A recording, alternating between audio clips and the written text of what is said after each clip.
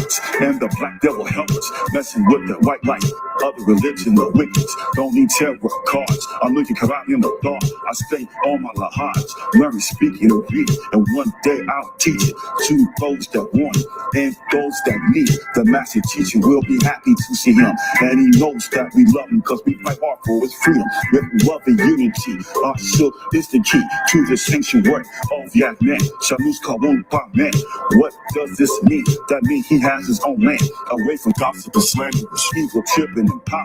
When you need to be worried about the meteorite showers and them fireballs knocking down them walls. It's over, y'all. Me one Babylon fall.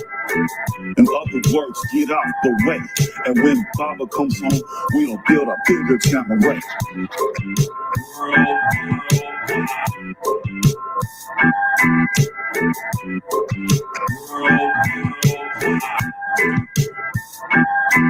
I visualize the master with diplomatic stats, flying back to Africa on a private jet, rocking a Rolex, holding doctrine classes, filled with laughter, teaching online, reaching the masses. It's a brand new day, it's a brand new chapter. We escape the gun clappers and the natural disasters, and those that mad at us, slandering black devil bastards that thought they had us. I've been dreaming of skinning on leaving the land of demons. Residual is needed. The master teacher gave us tools when he dropped those Jews, the reformer and the warner of this day and time. Just look around and pay attention, you'll see the signs. So what you gonna do when there's a food shortage and no source of income to be supported? Ray was our safe zone.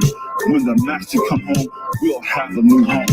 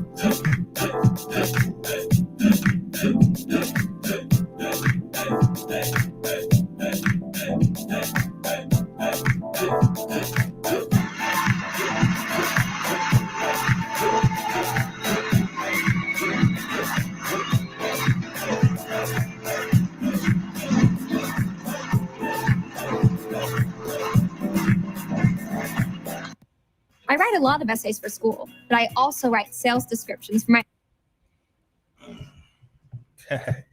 Well, bat commercial came out of nowhere.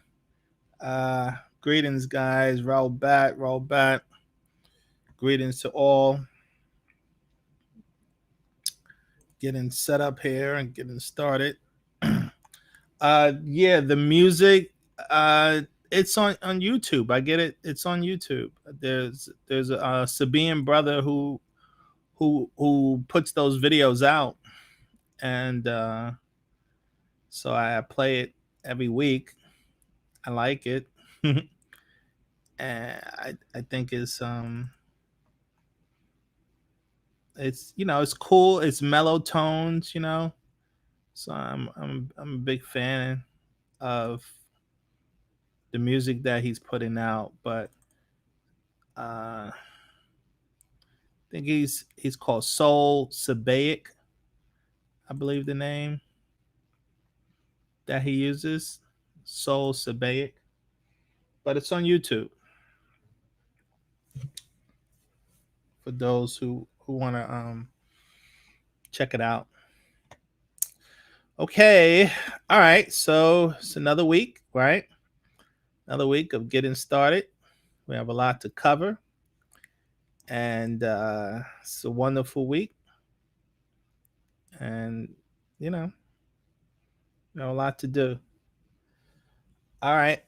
For those who do not know me, my name is Peti Sina Tebtu Re'e, and I've been over a 30-year student teacher of the profound doctrine of the master teacher, known to us as Panabab Yananan, also known as Dr. Malachi Z.K. York, who has been teaching us our ancient culture we identify as, or we call Wu-Sabat, also known as Wu-Nawat, which stands for those who make decisions based on sound right reasonability, based on the principles of Ma'at, based on the wisdom of the Hutri. In essence, Wu-Sabat is an ancient culture of how our ancestors used to live in harmony with natural nature.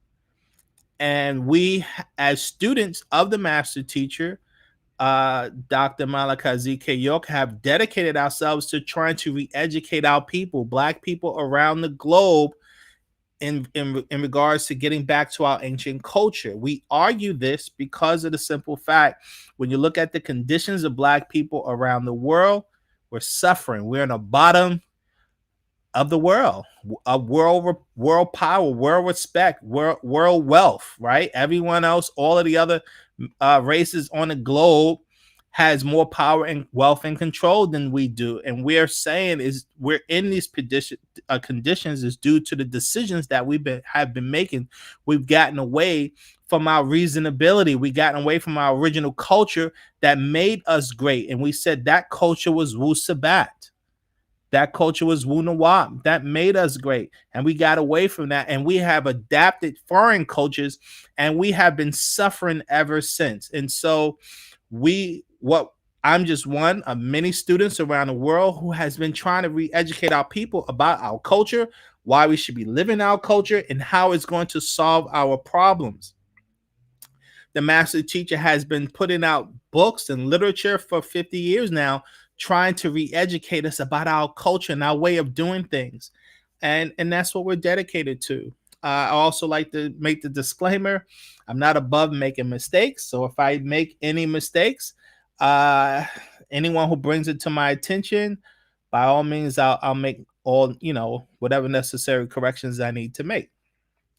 With that being said, every week we go through our core principles, right? As students of Wu-Sabat, what is our core principles? I think that's extremely important.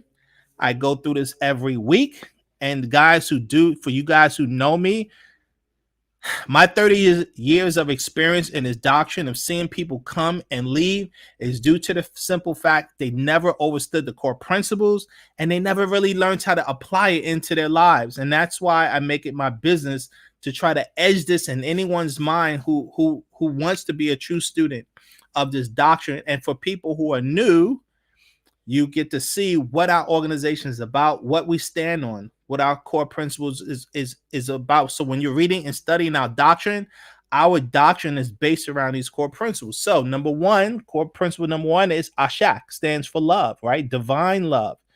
Or we say the power of love. Last week we did a lecture on that subject matter. So for those who have not seen it, definitely check it out. And for those who have seen it, you know me, I'm always going to say, watch it again. Because I tell you, I watched my video. I actually saw that video myself probably like 3-4 times. And it helps me. I watch myself over and over, just studying. So if I have to do it, I know you guys definitely need to watch these videos more than once. Now, principle number 2 is resurrection, which means becoming goddesses and gods once again by opening our third eye, the way our ancestors used to have their third eyes open. And we did a discussion on resurrection. So definitely check those lectures out, right? Principle number 3 is the wisdom of the Hutri and Ma'at. The Hutri stands for our divine mind. Ma'at stands for order. We did discussions on that. So check those lectures out. For those who are just check them out, everybody.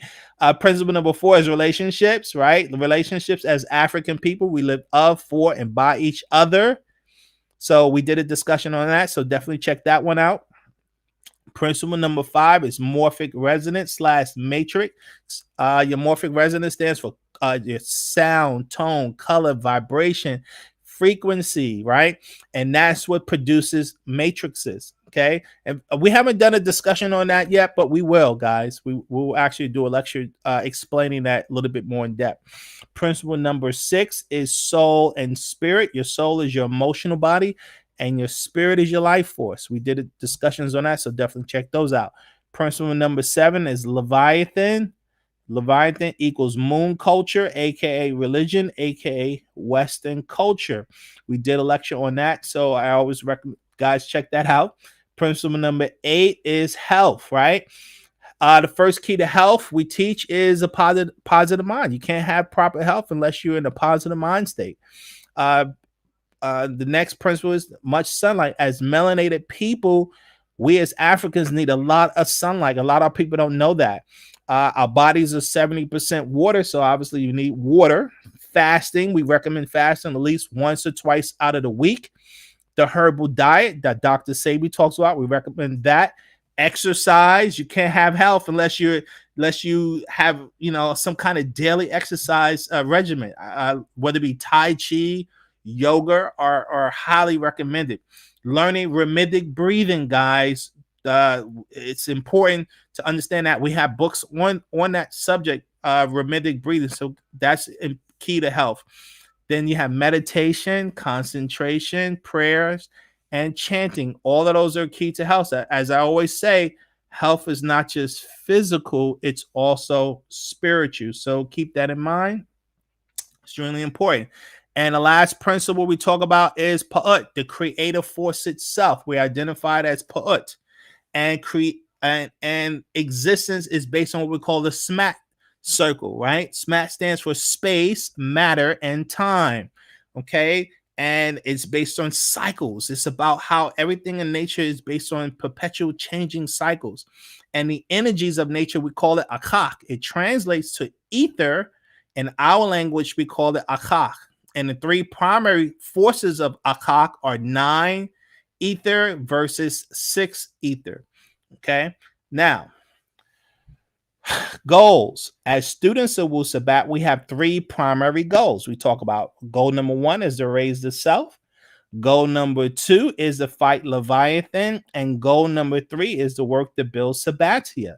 Now, going back to goal number 1, we teach you must become born again, as the Christians teach, by learning the culture of Wu-Sabat and to live it, meaning you have to give up your old ways for the new ways.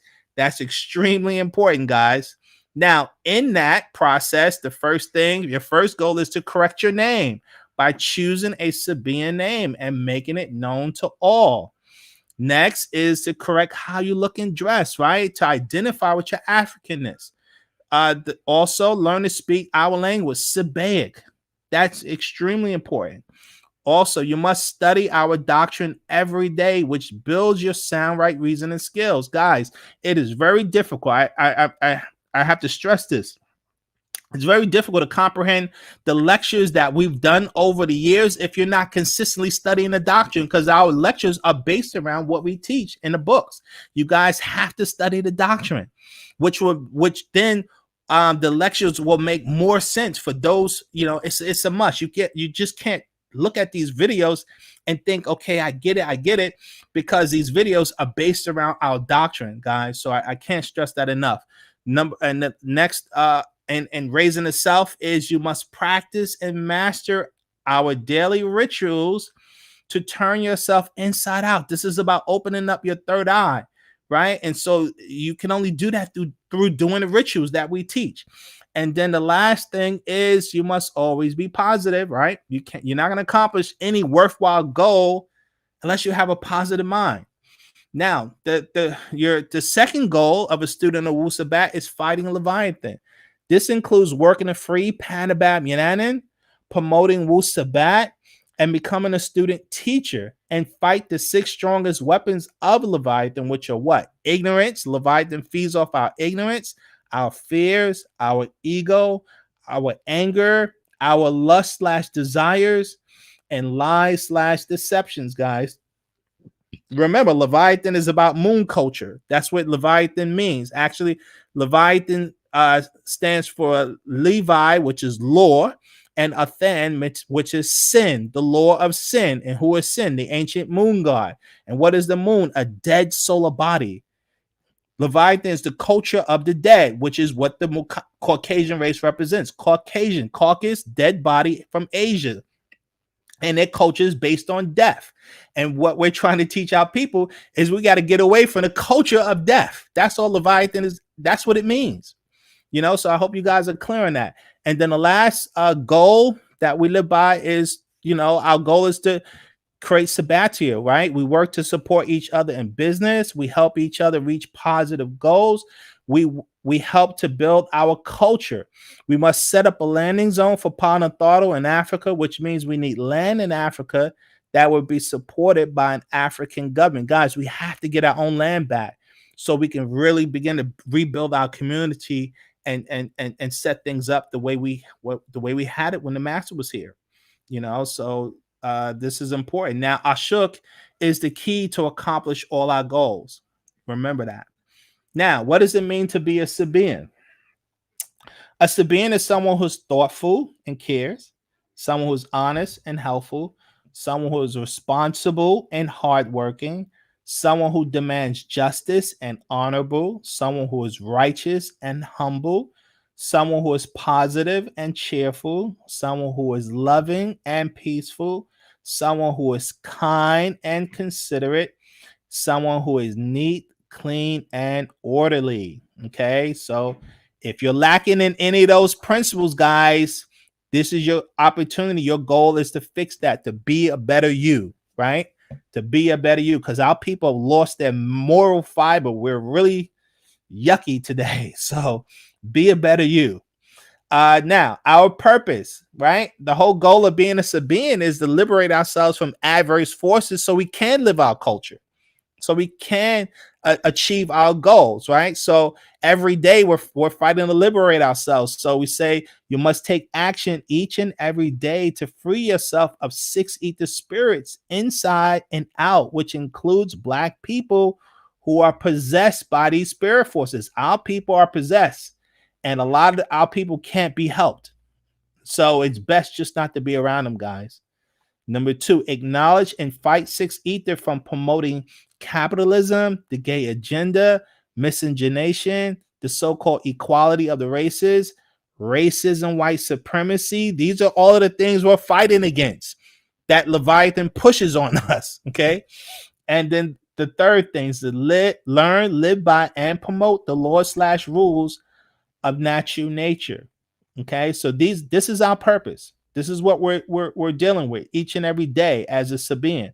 Word of advice: do not judge this doctrine by watching the behavior of Panamabianan nor his students. Judge this doctrine by the effectiveness of the information, aka information, that you personally put to practical use. This doctrine is based on self-authentication, guys. Also, know that we are not preachers, but teachers who are dedicated to answering questions until there is a meeting of the minds between the teacher and the student, who then can work in unity, which is the only solution to our problems, guys. So remember that, right?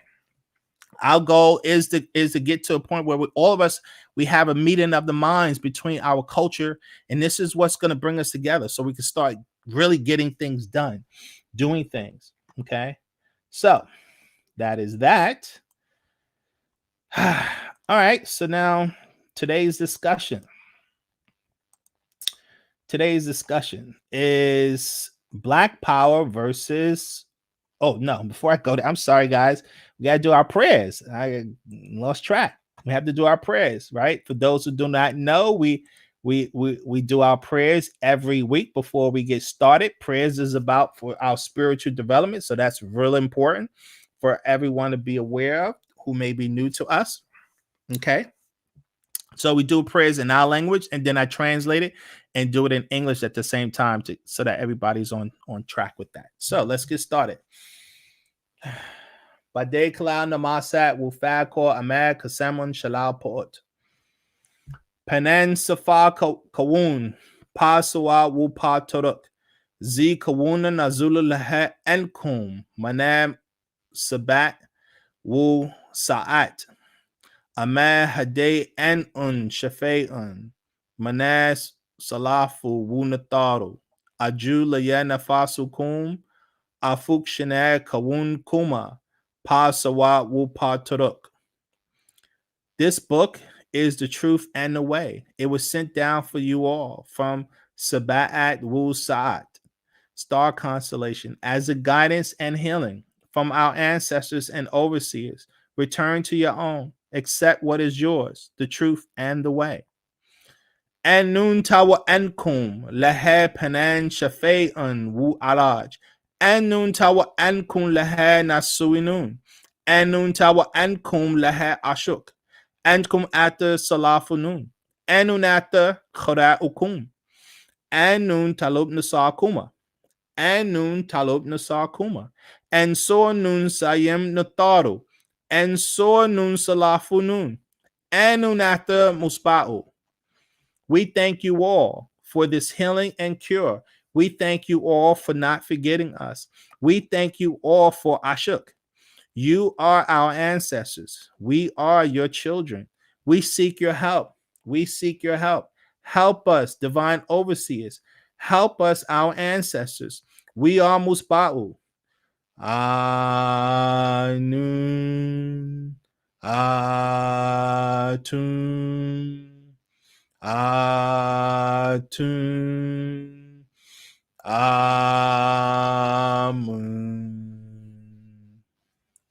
Agenda 4. Okay. All right. So now get into today's discussion. Let's see where we at. Today we're talking about Black Power versus White Power. Okay. Black Power versus White Power. Question: what do we mean by Black Power versus White Power? Okay. What we mean is that white power, aka white people, are the ones who control government, economics, employment, science, education, media, military, communication, transportation, religion, etc. All levels of power are controlled by the white race, which equals a white power structure. So, the definition of power. It says this: Power is possession of control, authority, or influence over others. Next, it says a nation that has influence among other nations or a foreign power, right? It says the ability to act or produce an effect. It's in your power to change things. That's having, that power. Then it says the right to do something like the presidential power or physical might, strength. The wind grew in power. So like a physical power. Okay, so that's what they have as definition of power. Now, as we can see from the definition above, white people in today's world are the ruling power on earth.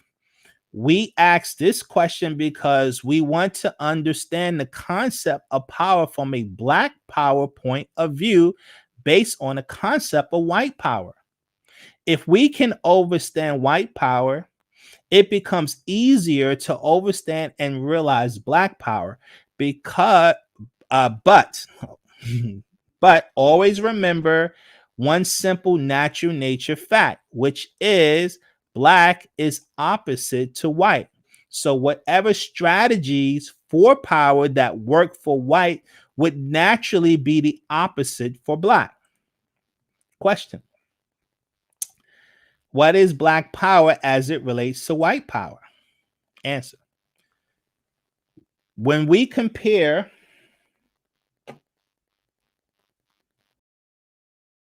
sorry for that, says, hold on 1 second, guys.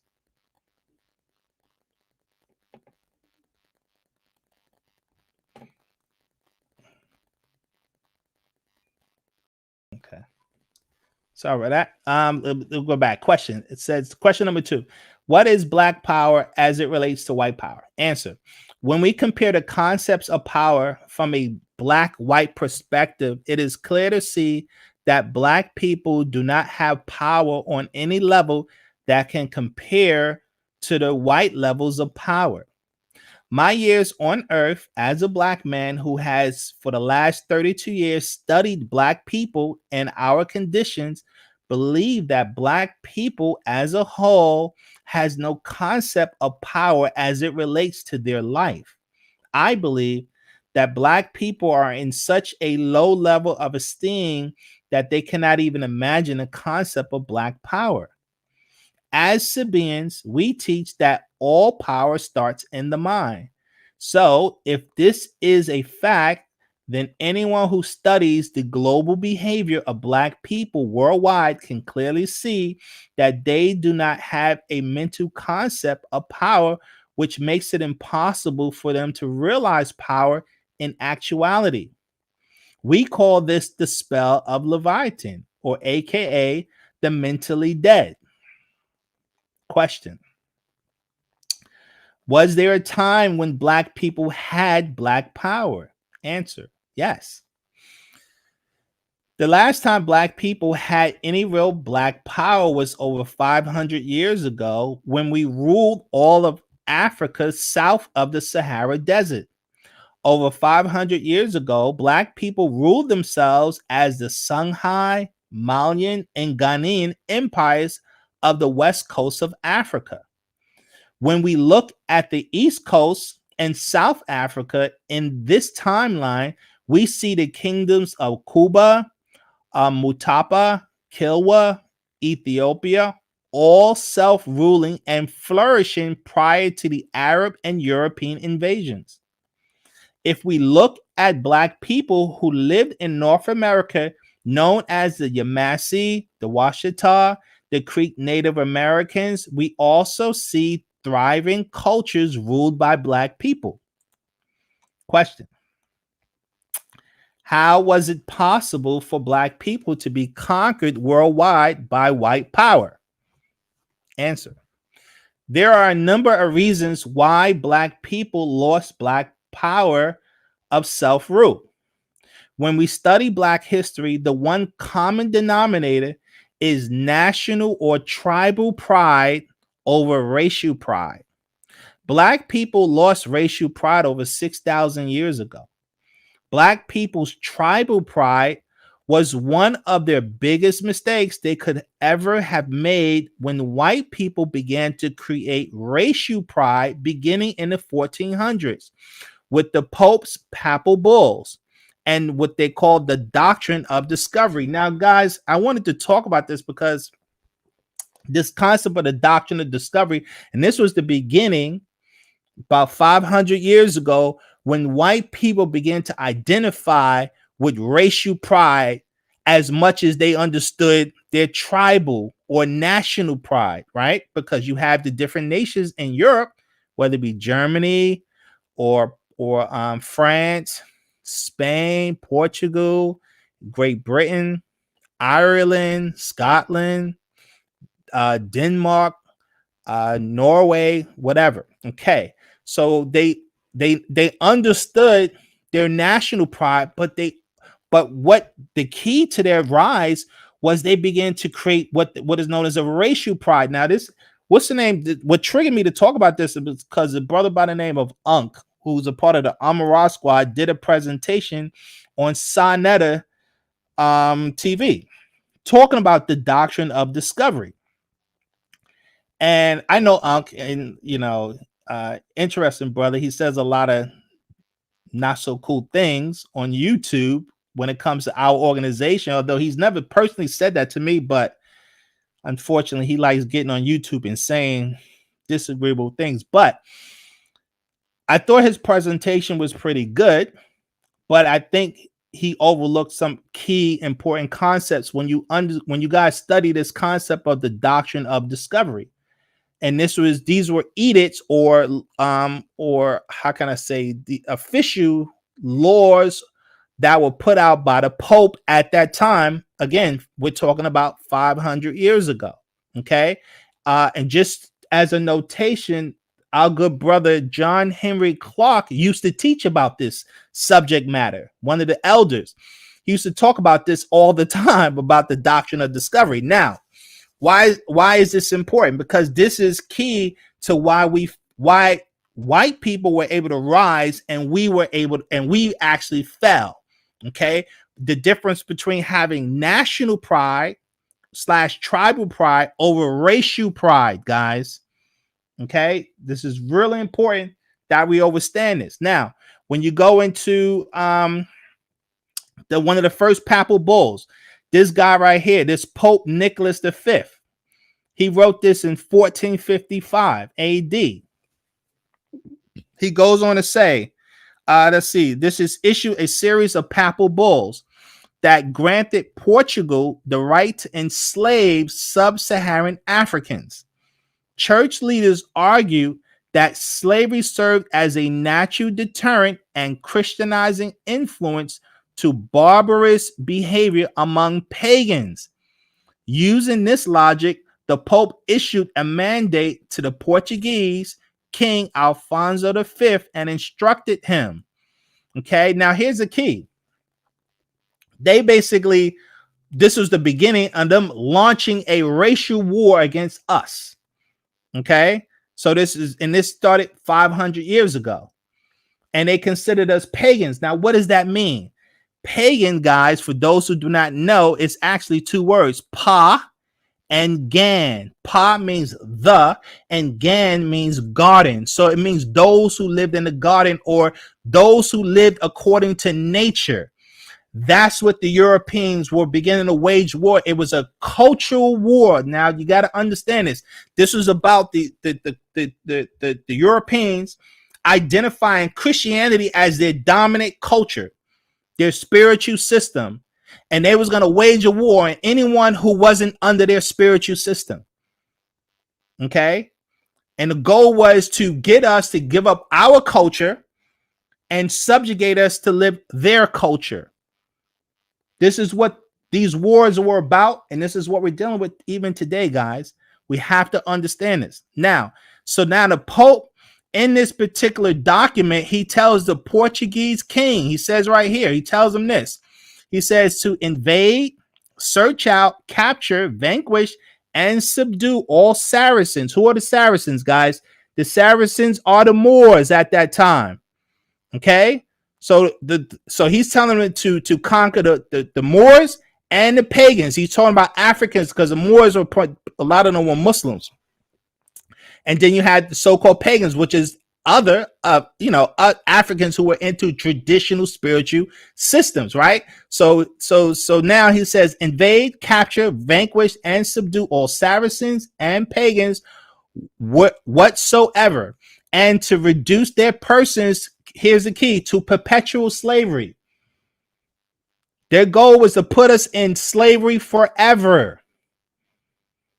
Okay. And it says to apply and appropriate to himself and his successors.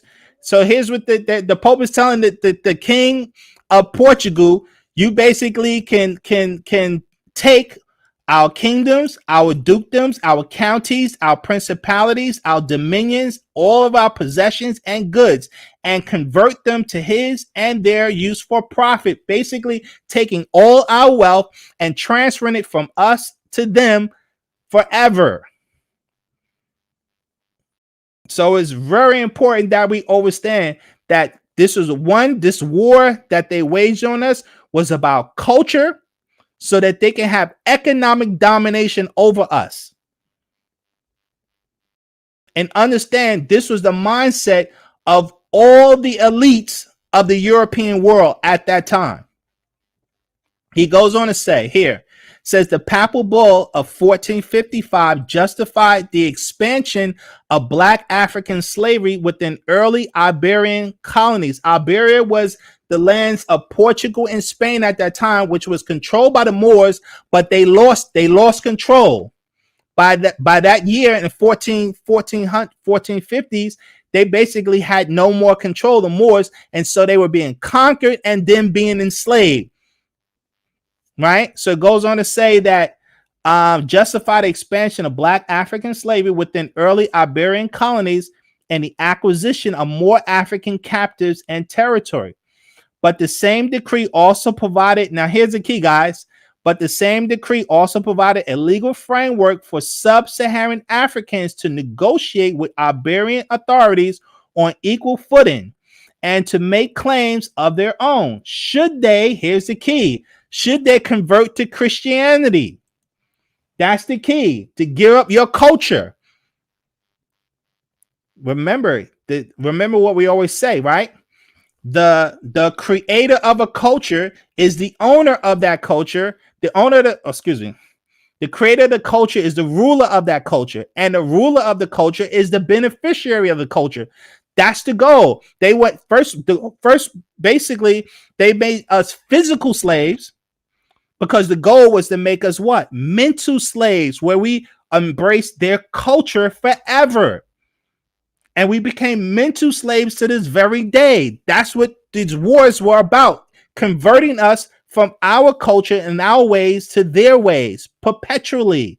So he goes on to say, perhaps the best known example of this form of negotiation is found in the Kingdom of Congo in West Central Africa. During the late 15th and early 16th centuries, Congolese political elites adopted Christianity and sent emissaries to Europe in the 1520s. Congo Christian rulers used diplomatic pressure based on his religious status to try to limit the Portuguese slave trade in the Congo. Now think about this. The Congo, basically they're saying that the rulers in Congo gave up their African culture, became Christians, which then made them subject to the Europeans now, and now begging them to stop enslaving their people. Now think about, how did that go for Congo? How did that look at Congo today? You got millions of Christians that live in Congo today, and we're in massive poverty. As what do they say? That the Europeans came with the Bible, we had the wealth. When they left with the wealth and gave us the Bible. We're suffering, and everybody knows what the Belgians did to our people in Congo in the 1800s. That King Leopold guy. So what do you get for converting to their culture? This is where I disagree with the brother Unk, because he wasn't in his, and when he was talking about this, he completely didn't comprehend this concept. He was actually trying to say that was a smart thing we were doing, converting to like some covert way we're converting to their culture. That's the worst thing you can ever do, guys. When you convert to someone's culture, you give up all your power. Let's keep going. They did another papal bull. This was a different pope.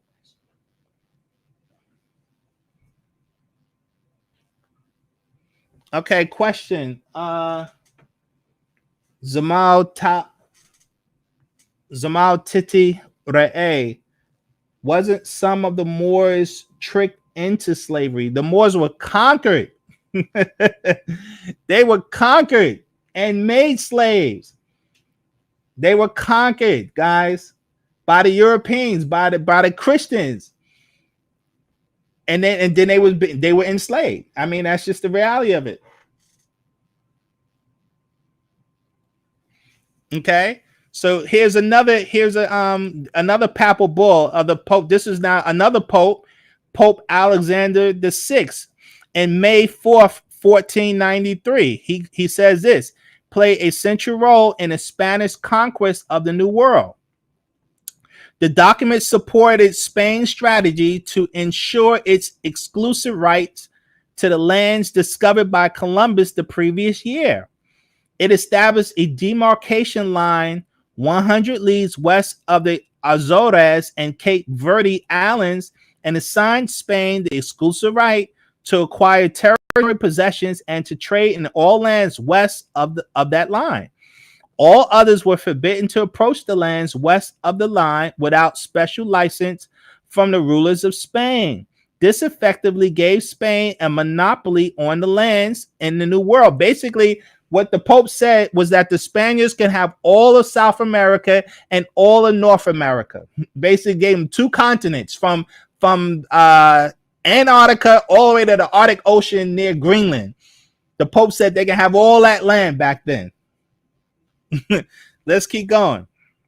It says the bull stated that any land not inhabited by Christians was available to be discovered, claimed, and exploited by Christian rulers, and declared that the Catholic faith and the Christian religion be exalted and be everywhere increased and spread, that the health of souls be cared for, and that barbarous, here's the key, barbarous nations be overthrown and brought to the faith itself. Okay, so anyone who wasn't a Christian, anyone who wasn't in their culture, guys, you would be subjugated until you convert to their culture. That's why if you look at Latin America, everyone is Catholic in Latin America. Speaking what? Spanish. They totally capitulated to the culture. And as we said, what do we say? The creator of the culture is what? The ruler of the culture. And the ruler of the culture is what? The beneficiary of that culture. That's why white people have all the wealth and all the indigenous people are poor. It goes on to say, this doctrine of discovery became the basis of all, here's the key, became the basis of all European claims in the Americas, as well as the foundation for the United States Western expansion. In the U.S. Supreme Court in 1823, case of Johnson versus McIntosh, Chief Justice John Marshall's opinion in the unanimous decision guide in the Supreme Court, unanimous decision, the Supreme Court held that the principle of discovery gave European nations, meaning all white people, gave European nations absolute right to New World lands. In essence, American Indians had only a right of occupancy, which could be abolished. This is important, you guys to know. This is the Europeans coming together as a race. They basically understood we understood our different tribal ideas, but we need to come together as a racial body in order to achieve our global goals. And this is where we fell as an African people. We to this day have not realized that if we want to achieve anything, we have to identify ourselves as a race, as opposed to all of these different tribes, nations, organizations, or whatever, all of these different denominations we're splintered up into. This is how white power was able to take over, because they came together. I hope we get this, guys.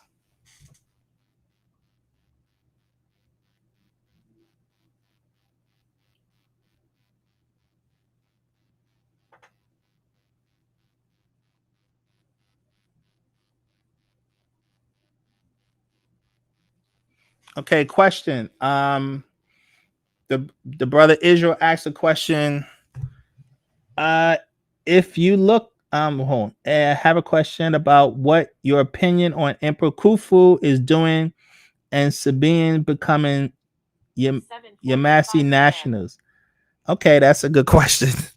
I'm gonna address that. I'll address that question. Give me a minute on that. Okay, I'll address that. But let me keep going, and I'll address that question. Okay, so let me keep going. Let's see.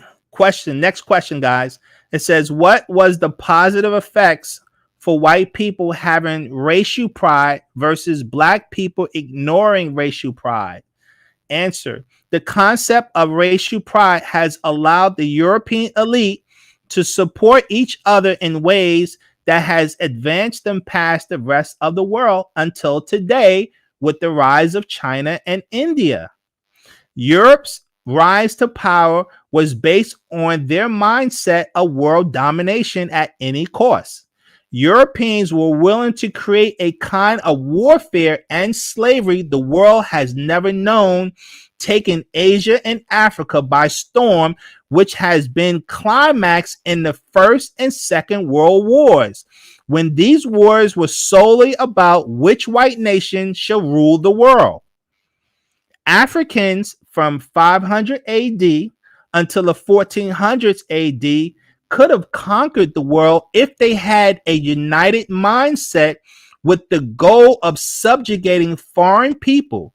But we as African people are not warlike, nor do we have the ambition of conquering and subjugating foreign people. In fact, Africa was called the Dark Continent because prior to the 1500s, foreigners had very little knowledge of the lifestyle of the so-called sub-Saharan African. My point is that we as Africans were living peacefully in Africa, not even thinking about invading foreign land because we had no such interest in doing so. Life was wonderful for us, not to say that we did not have our own problems, but our problems were not so bad that we thought we needed to conquer others to make ourselves feel better. My point is that white people have been able to take advantage of our ignorance of global affairs, which resulted in them being able to conquer and maintain their power and control over African peoples worldwide to this very day. White power is at such a force with the CIA, FBI, IRS, NSA, who monitor any and all who may be a foe to the white power structure.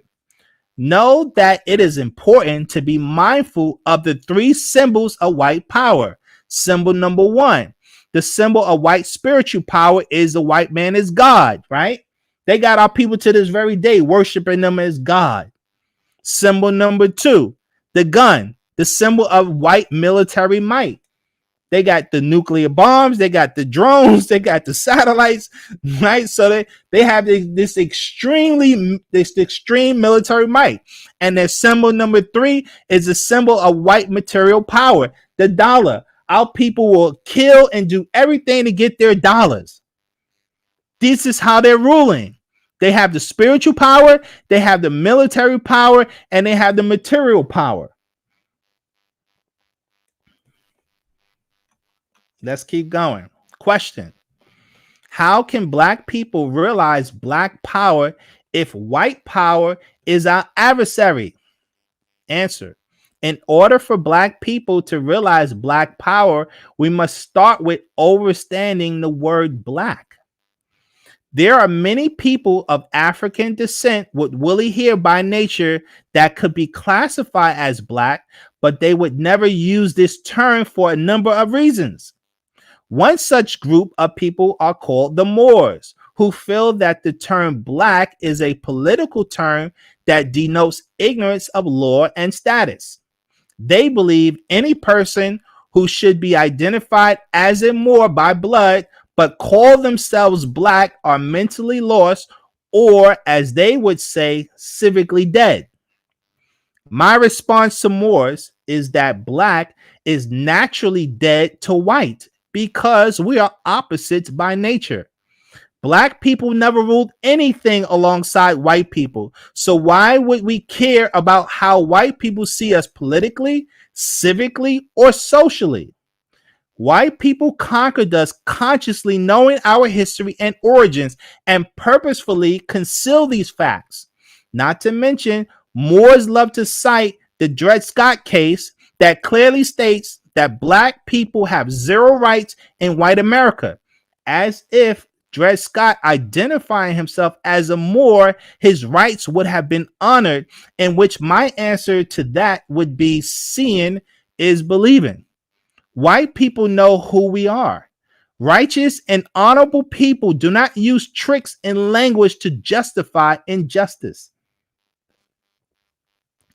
If black people want power, then they must start by understanding the word black that starts with them looking into the blackness of space and in which therein lies our hidden power, guys. Ancient Africa or ancient Egypt and Nubia was powerful because they understood the concept of the blackness of space. They called Noon and Noontat, known in science today as dark energy and dark matter. Know and understand the three symbols of black power, guys. Symbol number one is the sun. That's our symbol of our physical power. We forgot this knowledge. We must realize the sun is a symbol of our physical power. This is one of the reasons why the Europeans want us indoors all the time. I keep talking about that. Symbol number two is the pyramids. That's a symbol of our black spiritual power. This is one of the reasons why the master teacher was the only one in this day and time to build pyramids, because he understood the spiritual powers of that we had. Okay. And that's why they came against our organization, and their first goal was to take the pyramids down from us, because they know the spiritual significance of pyramids that our people forgot. And symbol number three, the Unctwi, the symbol of life over death, because our people lost the knowledge about the different dimensions and being able to resurrect to higher realms. That's why the Caucasians able to threaten us with guns of death. We're petrified of them because we lost our knowledge between what life and death is. This is where our power lies once we restore our intelligence of our culture. Let's keep going. Question: how does understanding the common word black restore black power? Answer: once we simply realize the power within words as they teach, in the beginning was the word. Black people must realize white power comes from white people's knowledge of power, which means that knowledge, as it is taught by many, is power. White people use knowledge that was designed to empower them and no other, which we call the Doctrine of Discovery, right? And they're globally promoting their Christian culture.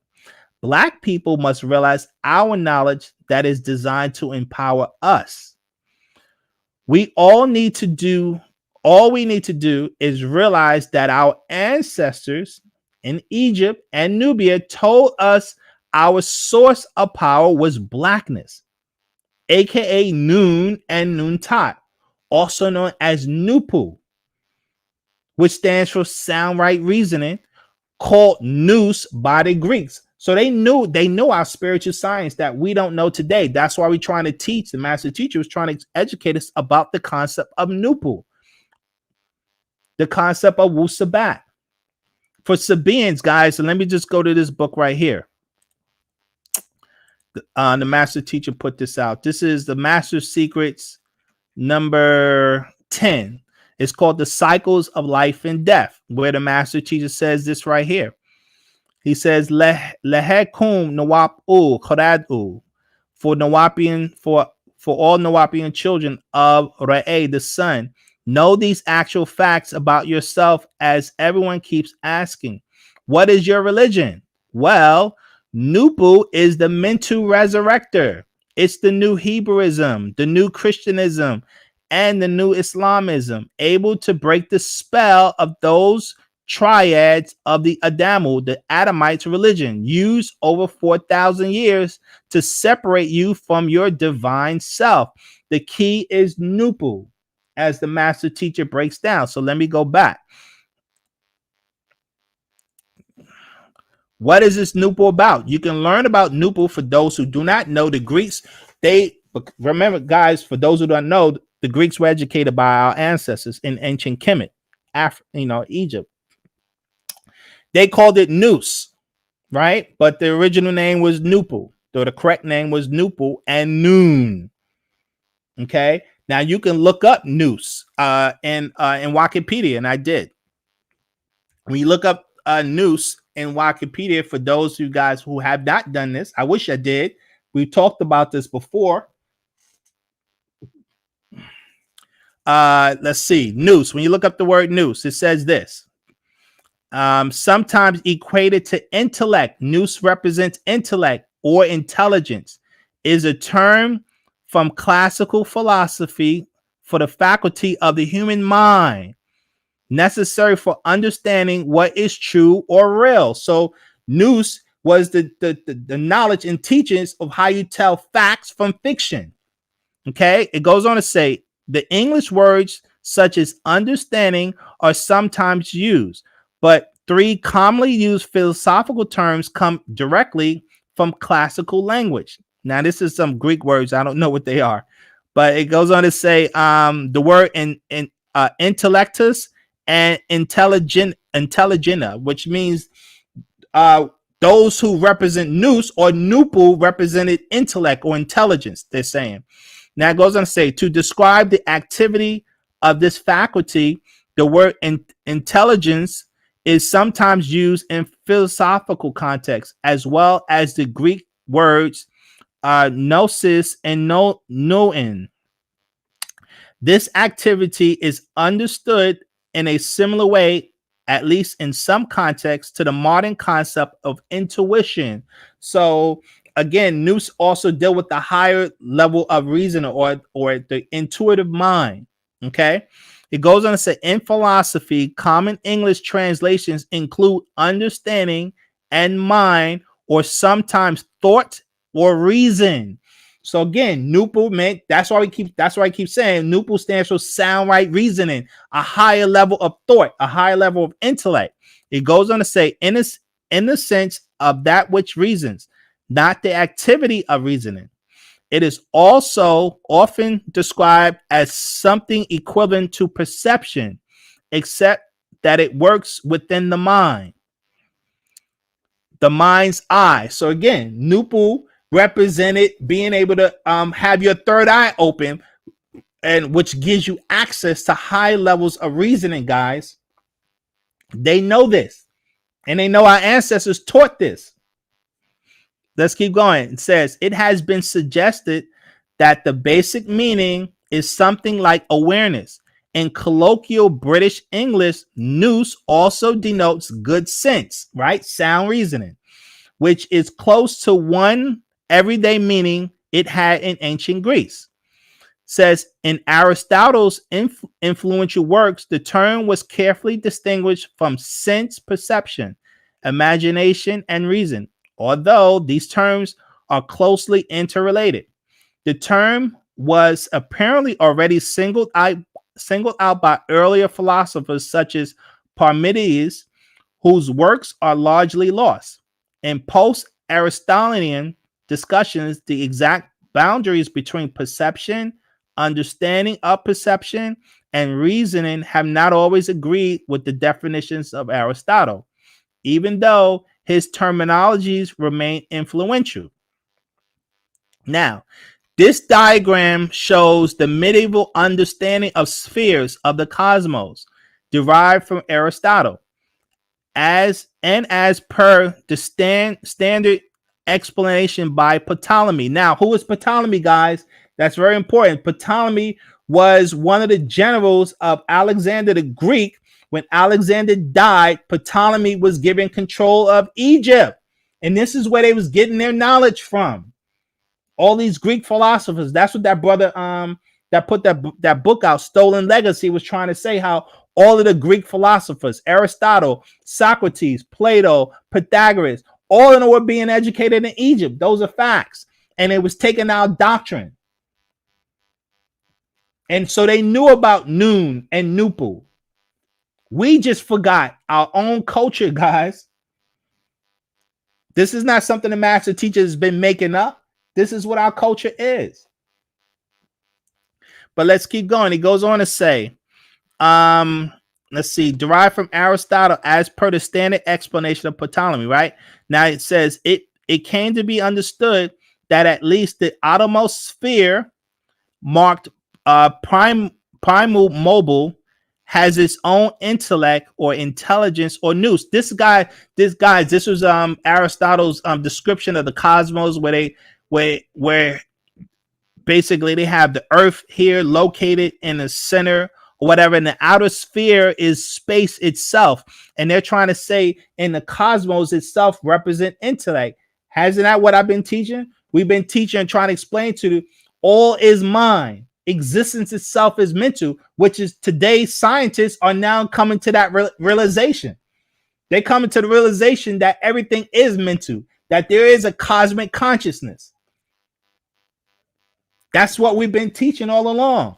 And we knew how to tap. NoopooH was our science and our culture where we knew how to tap in to this universal mind. When you learn to tap into the universal mind, it expands your consciousness. It expands your intellect.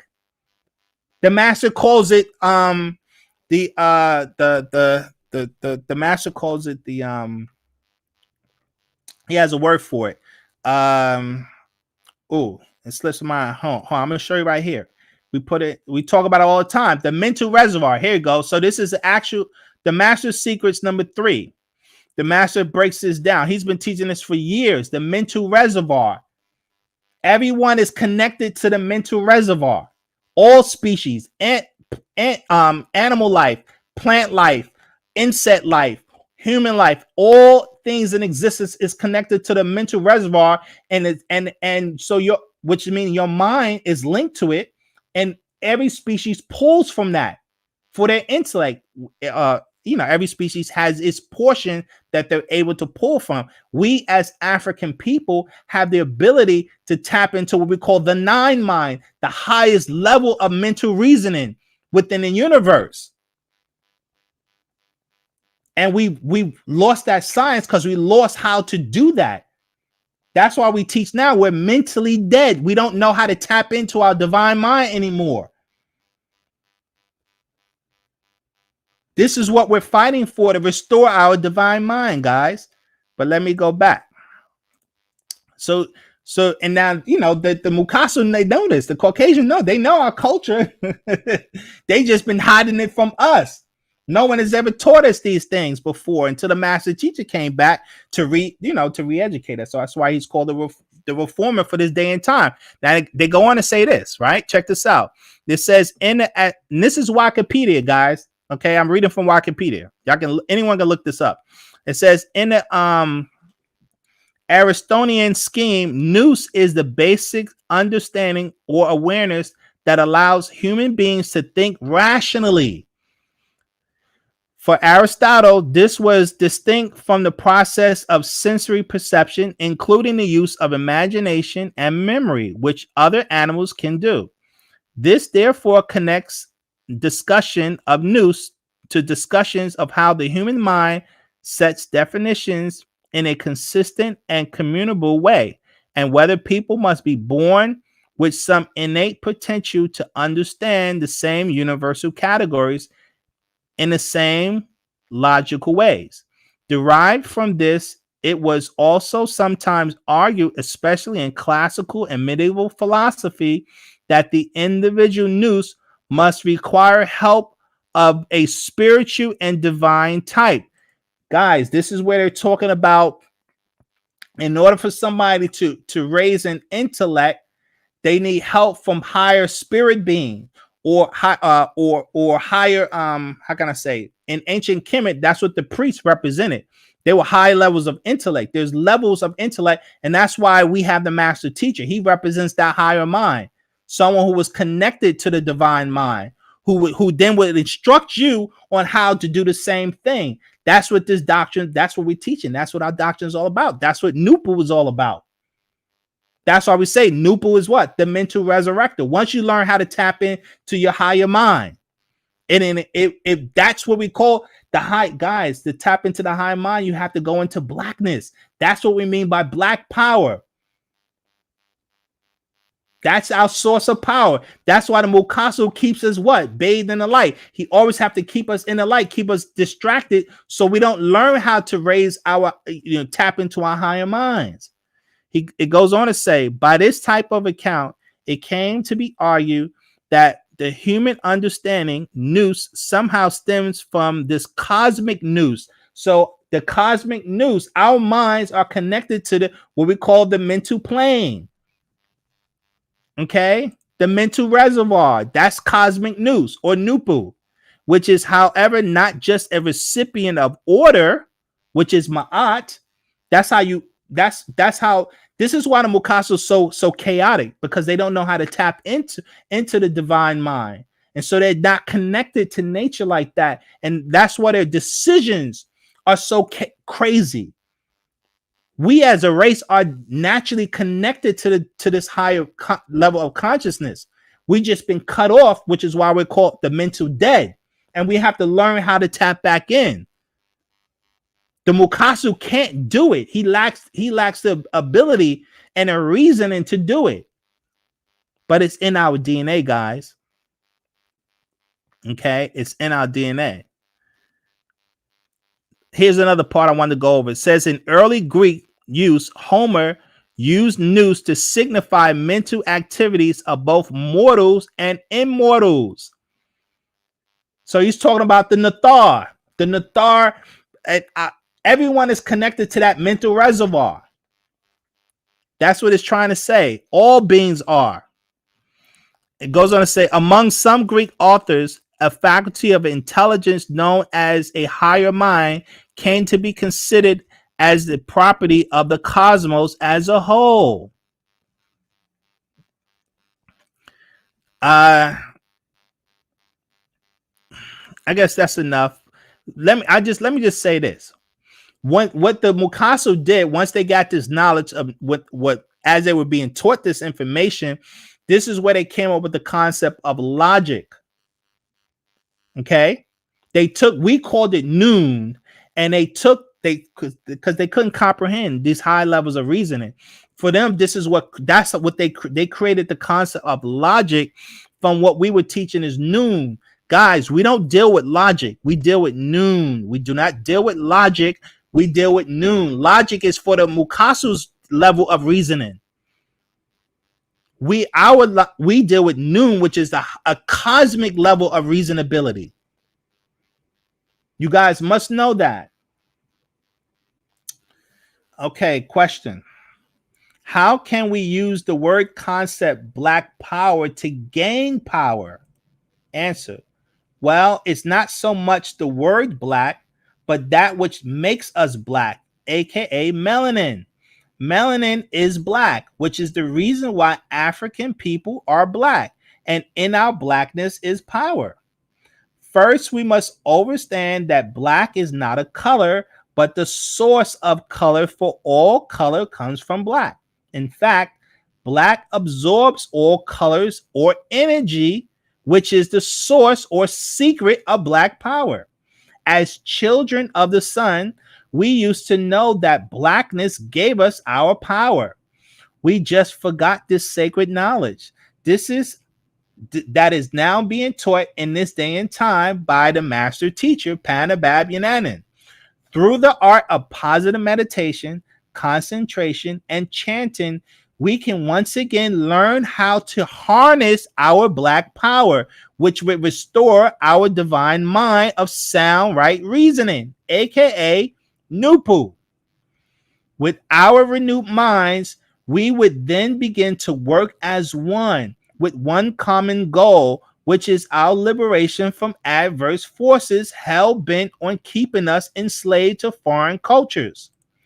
Know that there is no power greater than black power, but it can never be realized until we learn to accept the reality of this power. The master teacher, Dr. York, has been teaching these facts for over 50 years, but the many students who have been exposed to these teachings have yet to realize the potential and reality of this right knowledge. Question.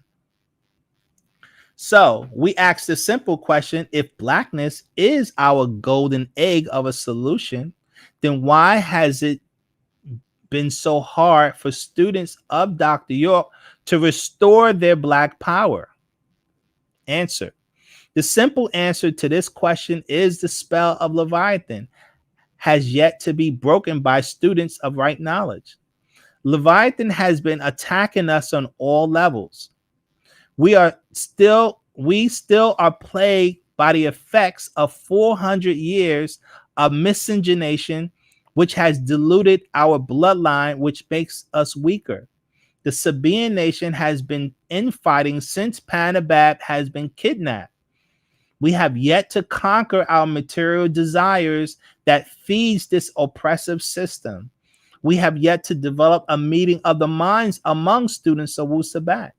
My point is that it is impossible for us to achieve our goals with this level of chaos among us. Now, the more complex answer to this question would be that we, as students of Panabab Yananan, are yet to fully comprehend the power and influence of negative spirit forces who are dedicated to stopping the rise of black power at any cost. Okay, so I want to get into this master's secret that's going to go a little bit more in detail about this concept of black power, guys, because the master put out this particular book where he focuses on this particular question of black power. The master's secrets, let's see.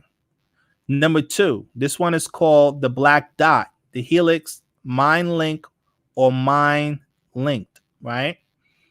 Very important book. Now, before I do that, I wanted to look at that question that was asked. Let me see if I can see. The brother Israel asked a question about what your opinion on Emperor Khufu is doing as Sabaeans becoming Yamashi nationals. Okay. All right. For one, you know, that's a tricky thing for me.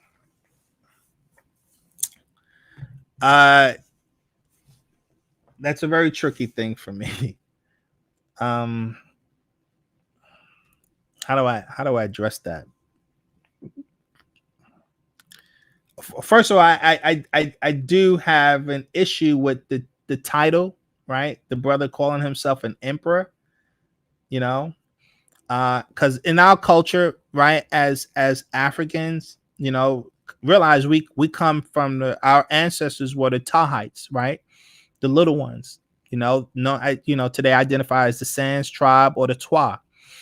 Our culture was egalitarianism. We didn't do emperors and rulers and princes and kings. We didn't. That's not what our culture is about, you know. That's why, like, people got to understand the difference between dynastic Egypt and pre-dynastic Egypt. Understand that dynastic Egypt only existed because of pre-dynastic Egypt. That's where dynastic Egyptians got their knowledge from from those who ruled pre-dynastic Egypt. And who was ruling pre-dynastic Egypt? The Tahites. The Tahites were the ones who lived NoopooH. They're the ones who was teaching the dynastic Egyptians this science of NoopooH. So it was the dynastic Egyptians that came with those specific types of titles, but that wasn't the culture of the Tahites. And understand NoopooH, the culture of NoopooH, the culture of Wu-Sabat, is it's an egalitarian culture. We don't have those types of titles. And I'm not saying anything wrong towards the brother. I'm not. And because I haven't studied, his what he's promoting. I'm just looking at, from the face value. I don't have enough, data to give any real detailed answers about it. But just on the strength of that, I think there's a challenge there. So that's one. Two, the master already set up a structure for us. It's in our doctrine, and before we can become nationals of anything, there has to be a meeting of the minds among the nationals, among the people. We as a people have to formulate the government, not no one individual. It's we the people. If you look that on the back of our books now, the master, we put that on the back of our books. We the people, we're the ones that represent the government, because that's one of the arguments. That's one of the reasons why the Moors get on us, right? The Moors saying that, you call yourself black because you're civil little mortus, meaning you're ignorant to law and government.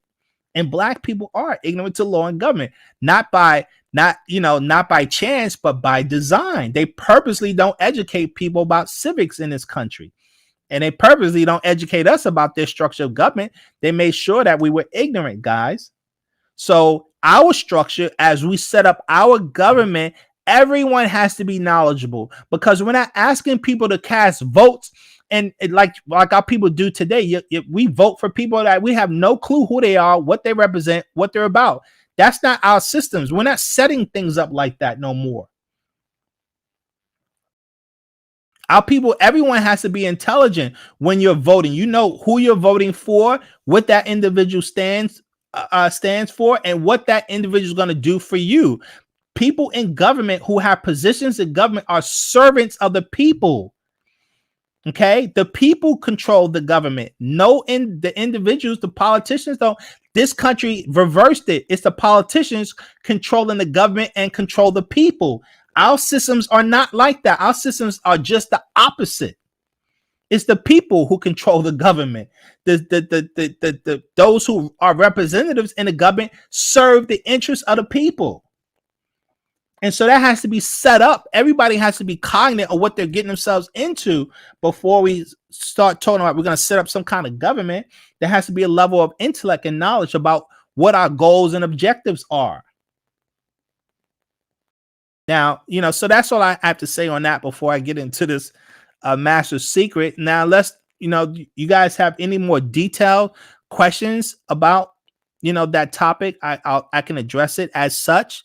But that's my broad perspective. Again, I don't have no animosity towards any brothers or sisters or anyone, because we all need to work together and we all need to figure out a way where we come to a common ground, and because we're all dealing with that, we're all dealing with the same problem, which is what? Racism, white supremacy. We're trying to get liberated from that, so I'll sit at the table with anybody so we can figure out something, right?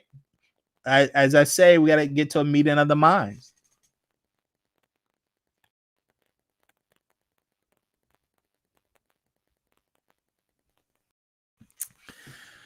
Okay, you're right, Lily Amun. They do know more about us because they hit our culture and our people. That's the spell, right? That's the spell. That's the problem. Okay, so let me go. Now we're gonna deal with the master secrets, right? That deals with this concept. It starts off here. Let's see. I often ask, who am I to you?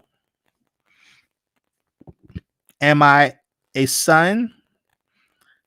I am more than a Sanan or a son. Am I a brother? I am more to you than a Zamal, a brother. Am I a father? I am more than a Yabab, a father to you. Am I a Nasab, a relative? I am much more than just a relative to you. Am I a friend? I am more than a Mustaq, a friend to you. Am I a consort? I am more than a Hamat, a consort to you. Am I a messenger? Am I am more than a Mublaq, messenger. Am I a pharaoh? I am more than a Para Re'e Aha, pharaoh.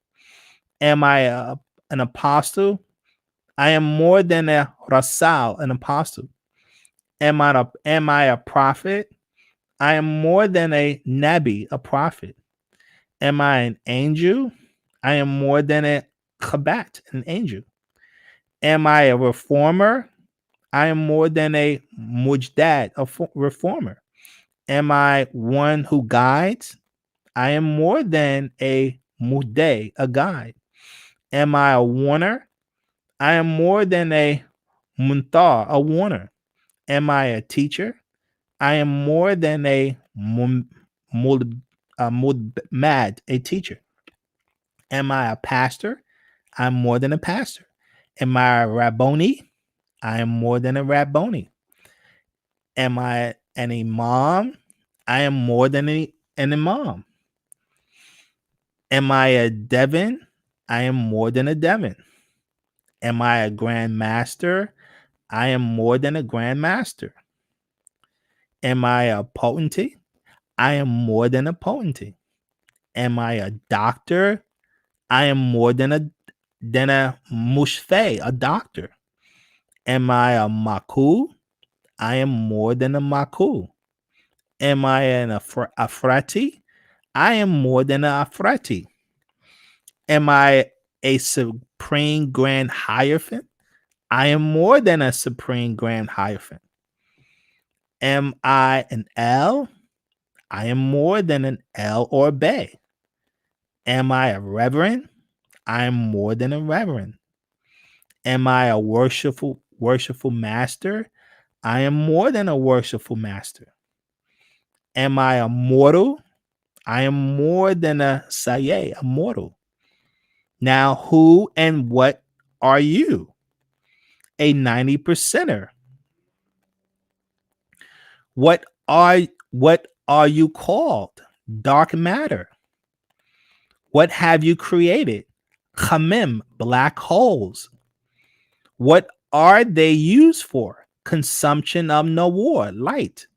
And what will that mean? The end of all Tashash, chaos. Is that light in all its form? Nawar, light only has 3 manifestations. What are they? You have red light, yellow light, and blue light. What about all the other Loan-Ak colors? They are born out of these 3.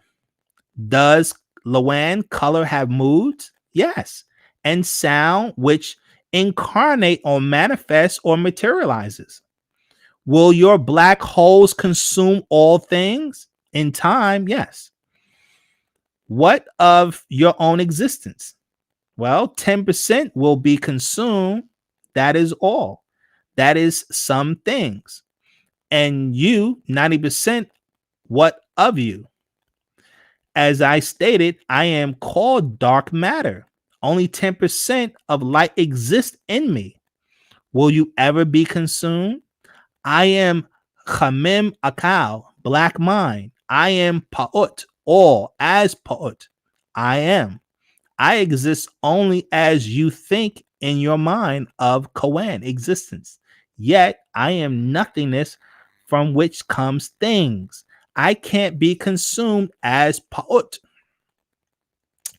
Aye Mumra, Najam Muntaru, my beloved ones, star children upon the throttle. You are the ones with 9 mind, as Tasu Akak Gadadu, 9 ether deities or gods, who gave birth to all of Taba'al, Taba, natural nature,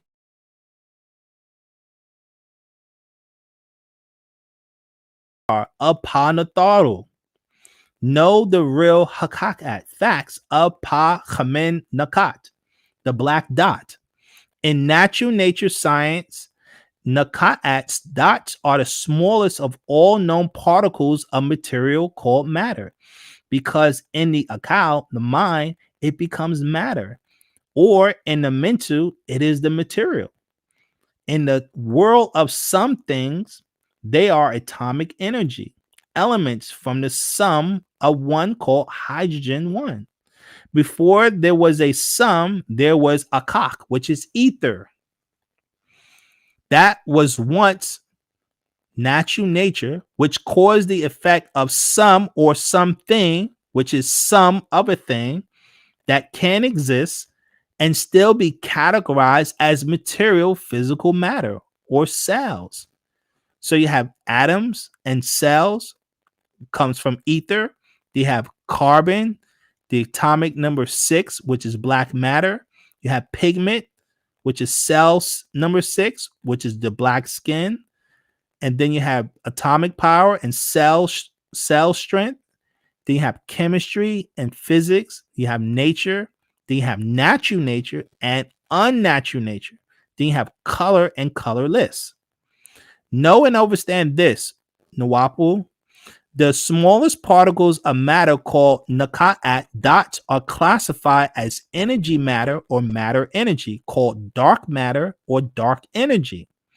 Nakat dots can be assimilated to your very own minds as inactive.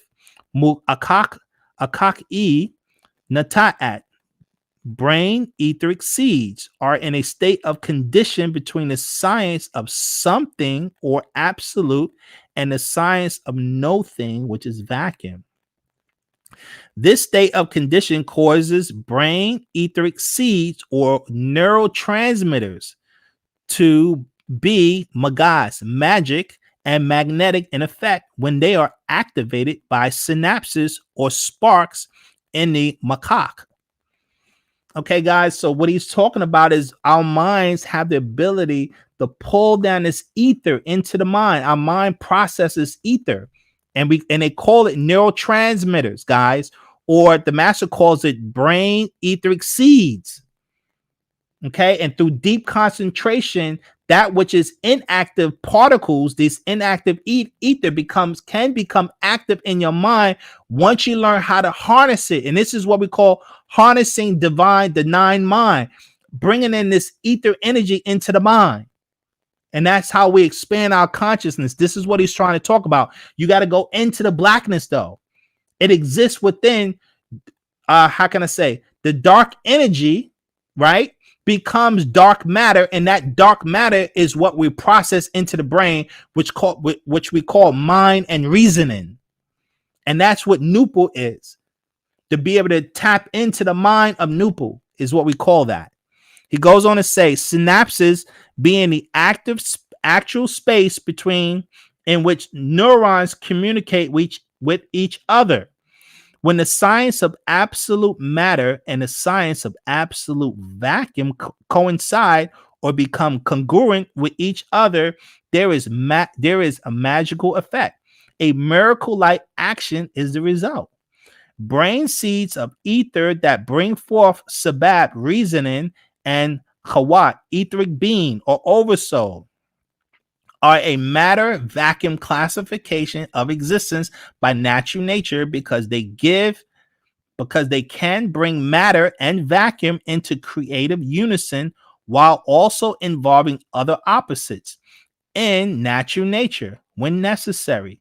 Understanding to overstanding, nature as it reveals itself, natural and unnatural. So again, this is what he's talking about, being able to mentally tap into the mind of what they call the mental plane or the mental reservoir, guys. When you're able to tap into the blackness, okay, where the ether is in the ether and it's inactive until you connect to it. Once you connect to it, it melts down into the brain, which you call brain synapses, where the mind is activating. It expands. The consciousness becomes more awareness. and you become more aware of the forces and different senses within nature. This is what the master is trying to explain in this passage as I'm reading it. And this is a picture here of the brain synapses, the etheric seeds right here. Okay. Connecting. One synapses is connecting to the other synapses. This is what's going on in our minds. And we have to learn how to expand your consciousness by tapping into this darkness. This is what we call the black power. He goes on to say, natural nature is black, supreme balancement, and all other so-called colors come out of it, just as this Wahoo Mukwam universe and all colors came forth from a black hole. This is what the ancient elders called triple darkness. So you have dark energy, dark matter, darkness of black holes, out of which chaos was born, or what they call triple lightness, which is the birth of the sun, then lightning, then fire, guys. For once light came forth, with it came Tashash, chaos. Yet dark is permanent and light is temporal. Ordinary space and matter are inseparable unity. However, when space and matter is in what is called perfect union, extraordinary and divine things occur. There is no energy existing or can exist other than some form of dark matter and dark energy. The creation or the creative soup of this universe, creative energy. And of course, energies are the active parts and ingredients of physical material existence, also working in the brain etheric seed as the Akal Nashat, which is mind energy that melts down and become active creative sparks of electricity within synapse. The active magic energy is the form of mind and reason in thought process. The brain seeds melt down to brain soup. So again, guys, he's talking about being able to tap into this divine mind, into this higher consciousness when you're doing meditation work, concentration work, when you're even chanting, when you're chanting, what you're doing is you're raising your vibration, your mind, your body, your whole body is vibrating, even including the brain. And as your brain is vibrating, right, through the chanting, you have what is known as melatonin in the brain melanin. And that activates, that begins to start vibrating, and it connects into what the master is trying to explain about these this ether energy, these brain seeds, these black dots. It activates those, it germinates those, and then it begins to melt down into the brain, into your own mind. And that's how you expand your consciousness. It works, guys. Study the concept of meditation. Research that. Okay. Let's keep going. He goes on to say, an unnatural brain seed is a result of defective genetics from the disease of Boras, leprosy, or other venereal diseases caused by unnatural sexual contact between human beings, beasts, or Muzyad Muhata'u, which is ETs, from other worlds. This is what's wrong with the Khufu Salau, the Caucasian race. Their brain soup is affected and does not heat up to the perfect temperature needed to activate the divine mind. Only human beings have the Kahen Sakam, the divine mind. No other animals or beasts have that in their genome, like the Nagato, having 24,000 gene sequence put in by the Natharu. Genes maintain all the genetic data of a single cell present in the cell by the DNA of the nucleus and the DNA of the mitochondrial organelle. And as you know, 223 of these genes do not have any predecessor on a genomic evolutionary scale, that which is missing in all other vertebrates. 223 uncovered genes from extraterrestrials. Each cell's nucleus containing 23 pairs of chromosomes, which are made up of a single molecule of DNA and the proteins of amino acids called histones, which are used to keep DNA tightly packed for proper cell division. Chromosomes ensures that the DNA are copied and distributed accurately during cell division. The genes are active parts of the DNA molecules, contain the genetic code for reproduction that every single cell needs to function correctly. All of this has been affected in the cursed seed of the Canaanite, the Canaanites, the Mordamu. So their macaque at brains do not function by the rules of natural nature as they are defective. Only the Nagaru Salau has the power to affect all of nature as you are doing in these days by way of your divine mind. Although unseen or felt by you, Nawab-U, you have that power. This is your Kamen Magaz, black magic, and it is divine. In your case, it melts down to become visible in the essence of natural nature's highest quality. Nawab-U, you must know your powers as Nagaru. You are the unique, the Nawab Mukwen, the supreme being on this planet Earth, and Earth is in tune with you. Your genome, which is 24,000 in number, is linked to this planet Earth's circumference, which is 24,000 miles, to its cycles of time, which is 24,000 years, and to the hours of its day, which is 24 hours. You are the Mantharu, the children of the Natharu, incarnated deities incarnated. Wake up from the Rake Shalal Nawam, the spell of sleep. Wake up from that mummy state. It is time for you to rule, for your DNA revealed it to the world. Nagaru do not need Za'am, religious opinions of others, than your own Salal to be great.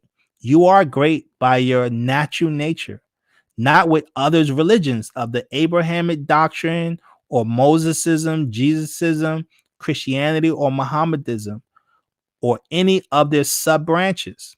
You do not need to accept their dress, their language, or opinions of divine. Look at how Elijah Muhammad, you will lose your divine rights as tithes as the gods in flesh, guys. When we give in to their foreign cultures, their religions, we lose our birthright. This is what the master is saying. Look at how the Elijah Muhammad was made great as a Muslim, and Yahweh ben Yahweh was made great as a Jew, and Dr. Martin Luther King Jr. was made great as a Christian. But it had nothing to do with their religious choice. They had greatness in their African genes as Nagaru. So you have no need to pray to their unseen, unconfirmed, unproven Gada'u, deities or gods, their Yahwehs or Allah or other names. You have no need to visit their holy places outside of your own natural home. Stop believing the light is your God. Stop calling darkness evil. Before light, dark matter already existed as the best minds agree. It all started with a Chamem Nakat, the black dot, dark energy, dark matter, the mother of all living, out of her dark womb or black hole. Okay. So I hope that made sense, where what we mean by black power, right? It's within us, it's within our genes, it's within our essence. We just have to learn how to access it. We haven't been able to figure out how to access it as our ancestors once did. But once we figure it out, this is what's going to restore us back to our ability to rule again as a great people, guys. Okay. Drinking chocolate tea, which is high melanin, also helps with powering these black dots, which is super semiconduction to receive, okay, transmit electrical frequencies, okay, which are the thought waves that get sent out into the universe and come back us when we feed those thoughts, focus, concentrate energy. Okay, first hermetic principle, all is meant to. That's right, holographic universe. That's Baba, our brain. It's like a projector. That's right. That's right, Israel. Those are facts. Those are facts. And so the goal here is just trying to get people, our people, to understand the difference between what we call black power, right, versus white power. How white people get their power versus how we get our power. And the reason why we're not in power, because we're not respecting our cultural principles, our way of doing things. Realize for the last 500 years, the Mukaso made a concentrated effort to get us under their cultural ideals. This is why we're having such a hard time. We can't stress this enough. I'm going to keep stressing it until our people understand we have to relinquish their culture. We can't restore ourselves back to power until we relinquish their culture. Guys, go look this up. You know what? The African Union just had their headquarters built, I believe, in Addis, whatever, Ethiopia, right? The Chinese are the ones who built their headquarters, okay, for the African Union. Now, check this out. The Chinese did everything. They financed the whole thing. The Africans come to find out that the whole facility had electronic bugs by the Chinese, meaning the Chinese was eavesdropping on everything the Africans were talking about, including the computer systems came from China. And the computer systems, the Chinese were able to tap into the African Union's computer systems so they can download. For the last 5 years, they was downloading all of the African Union's data. The Chinese guys, the Africans, they just figured this out so that and so they was able to get rid of all of this stuff. The African Union had to get a new service, new everything. But what is the problem? The problem is that we as a people still keep going to foreigners to do stuff for us. This is the problem. And when you're relying on foreigners, you're relying on their mind. You're relying on how they think, how they do things, and you become their mental slave. This is the problem with culture, being under foreign cultures. You become the mental slave of the culture that you're subjugated to. This is why we're weak. And as I was trying to say, what the Caucasians and this doctrine of discovery, they understood how to come together by race. That's why they came up with the concept of the white race to unite all of those people who have the same origins, the blonde hair, the blue eye, the pale skin, or the red hair, the green eye, and pale skin. They understood they represented a distinct race, and they understood they had to work together regardless of their cultural differences, because we all know white people kill white people at alarming rates. They have no problem killing each other. World War I and World War II is proof of that. The American Civil War is proof of that. The British Civil War is proof of that. The French Revolution is proof of that. They have no problem killing one another, but they're smart enough to know that, hey, we need to come together so that we can be able to dominate other cultures of people. And they're smart enough to know if you want to subjugate a people, you have to make sure you subjugate their culture and get them to live our culture. So why is to this very day black people is worshiping this white Jesus?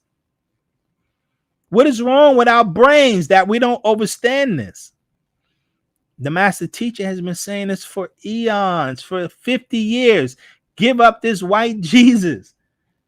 Black people worshiping the white man as God. What's wrong with us? I'm like, come on.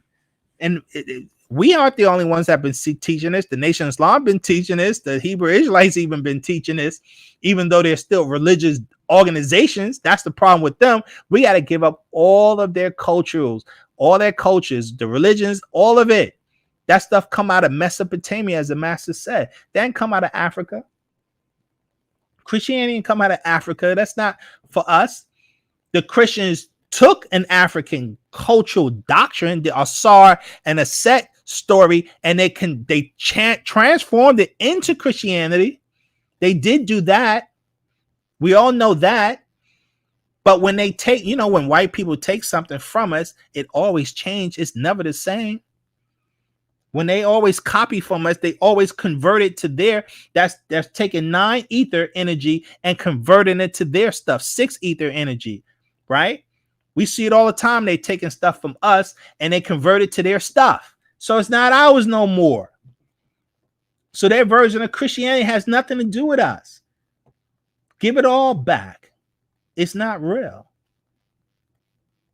This is what we teach, right? So, I hope you guys get the concept of how we go from black power, from white, or how we get from white power to get back to black power. It's within our DNA. It's within our genes. The goal we're searching for is we have to get to the point where we have a meeting of the minds, right? I talk about this. We got to get to the point where we have a meeting of the minds where we're making the same decisions. Once we start making the same decisions, when the minds are united, the bodies will naturally come together physically. That's our goal. When the minds are united, the bodies will naturally come together physically. This is what we're talking about. This is what we're talking about. This is what we're fighting for. So why are the Sabaeans, why are we in shambles right now as an organization? Why are we divided? We all have one master teacher. So why all this, division? And it's because, our minds, we're not seeing the doctrine the same. This is a huge problem, guys. This is why I was talking about setting up another night, right? Starting next month, on Wednesday nights, same time, right? 7 p.m. to 9 p.m. And we're going to call it On Common Ground. And we're going to start we're going to do interviews, right? We're going to bring on Sabaeans, brothers and sisters, to talk about these types of questions. What's going on? What do they think? How do they, because you guys hear my point of view when it comes to the doctrine. It's time to hear other Sabaeans' point of view and see whether we agree or disagree. And if we don't agree on the same concepts, why not? And how can we get to a meeting of the minds? Or if we say we agree, then why are we not working together? Because we're not working, accomplishing, we're not doing things collectively together. So if we're saying we agree with each other, we should be doing the same things. We should be making plans together.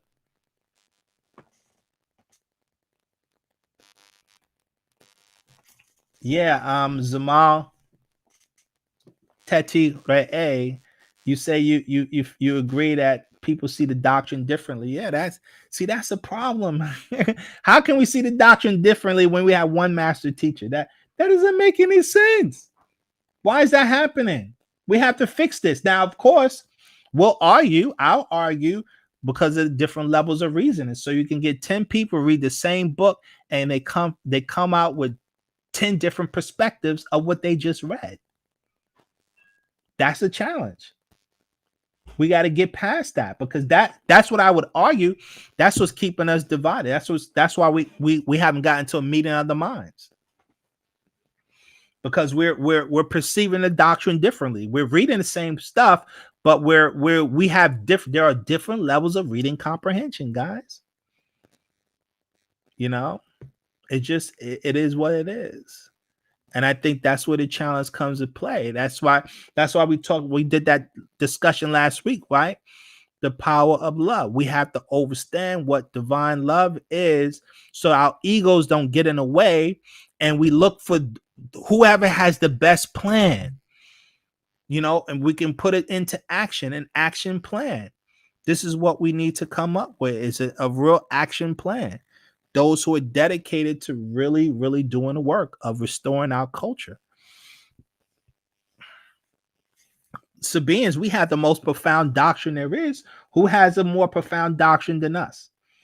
Then that means we should be the leading effective body of people, of Black people, making the decisions, influencing our people around the globe. We're the ones with the right knowledge, but we can only be effective if we're working as a collective whole, a collective body of people.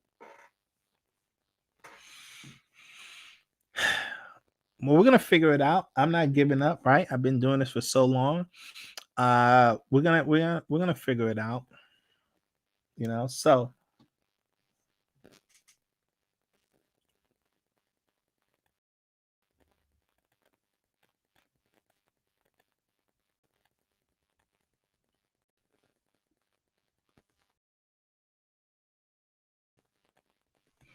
okay, so Kepre, he responds, says, I disagree.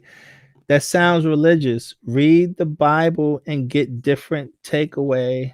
Our doctrine is fact-based, so you have to keep going until you get the facts. Then everybody can be on the same page. Okay. So you disagree with what I was saying about you get the different brothers or sisters, right? 10 of us can read the same book, but we have different perspectives on what we just read. You say you disagree with that statement I made? Is that what you're saying? I believe your name Kepre, correct?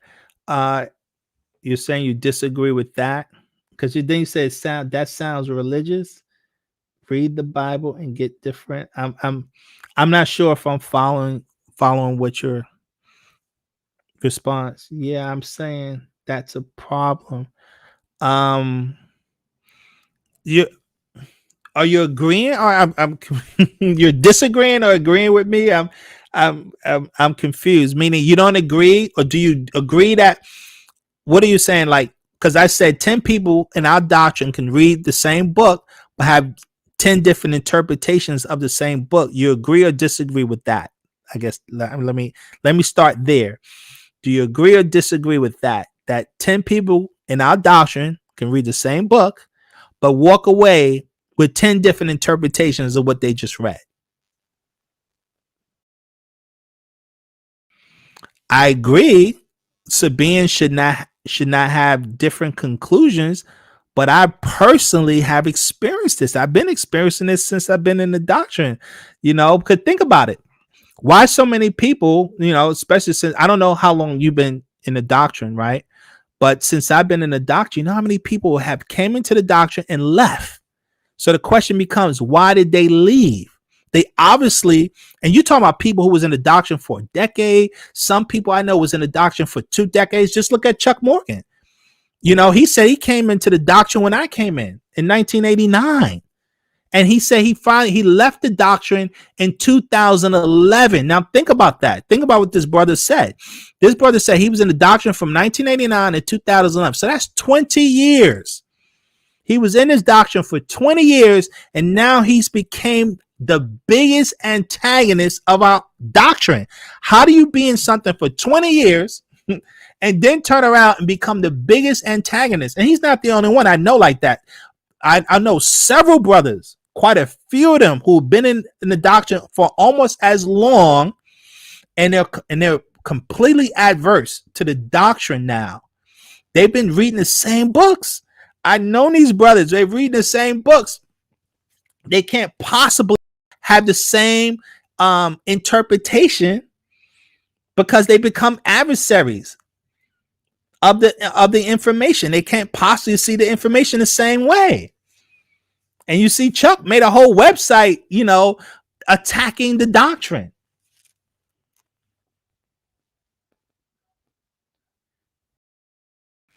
You think they know you think you think they're going through all this trouble because they believe in the doctrine? That is true, but you're saying they can't submit, so they fight it. Okay, so you're saying they can't live the culture. So they agree with what we're teaching, but they can't live the culture. I mean,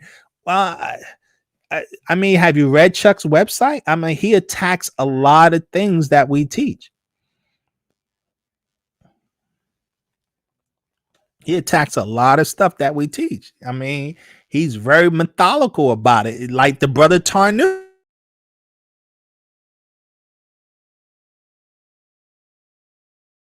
they're hardcore. They make all kinds of videos against us, and they're rejecting the doctrine because the way they interpret it. Because if you look at Chuck's arguments, the way he starts to interpret stuff, he basically he twists a lot of stuff, and he gives half truths and half information. He mixes lie and truth, so there's a comprehension issue there. I am. Oh, okay. Can you guys hear me? I was took. Oh, okay. I hope you guys are hearing me. But I mean, I see it as a problem. Okay, so Kepre, you know what? When I start doing it, when I start doing the next month, right? When I start doing the interviews, would you like to come on and so we can discuss it? Because I think it would be better, because this is a good thing to talk about, right? Is to talk about what one thinks of how different brothers or sisters see it, because I'm gonna argue they don't see the information the same way, and I think you're arguing that they do see the truth, but they're just in denial of the truth and they don't want to live the culture. And I think there's truth to that. Don't get me wrong. I think there's truth to that. But I also think there's a large segment of students who do not comprehend a lot of the concepts in the doctrine. I will stand on that. Now, if you want to have a discussion on it, then I can bring you on, like I said, starting next month. Capre, just say yes or no if you want to come on and we can have that discussion. Because I think it's an important discussion for us to talk about, because think about it, guys. If we all agree on this information and we see the concepts the same, then why are we not doing the same things physically? Meaning, if we have the same thoughts, then that means you should do the same things.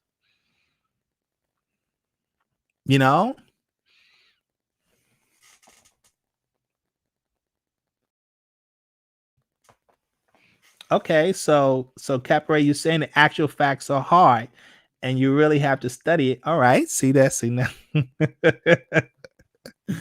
All right, so we're getting somewhere. That's interesting. So I'm gonna ask you again, Capre, do you want to come on? We can set something up next month, and we can have this discussion, because I'm eager to talk to different brothers and sisters, especially someone like yourself who's been around for some time. I'm eager to have those conversations. So if you want to come on, let me know. All right, good. I got your agreement. So everybody see that we got his agreement. He's gonna come on. So we'll set something up. Like I said, we're gonna start it next month. On Wednesday. So we're going to do every Wednesday from 7 to 9. And we're going to have these type of discussions because I think it's necessary, because I want to talk to different brothers and sisters, man. We gotta figure this out, man. We're too divided. We're too divided, and we're not getting anything done. We gotta come to a solution. We got to come to a solution. The master's sitting rotting in that nasty cell, and our minds, man, we're too divided, and we got to figure out what's keeping us divided.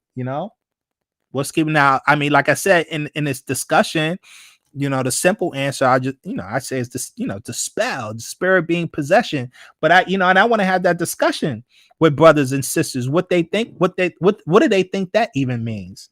Spirit being possession. And what they think the effects of it. And because, again, we got to come to a meeting of the minds on some of these concepts so that we can come up with some type of solution.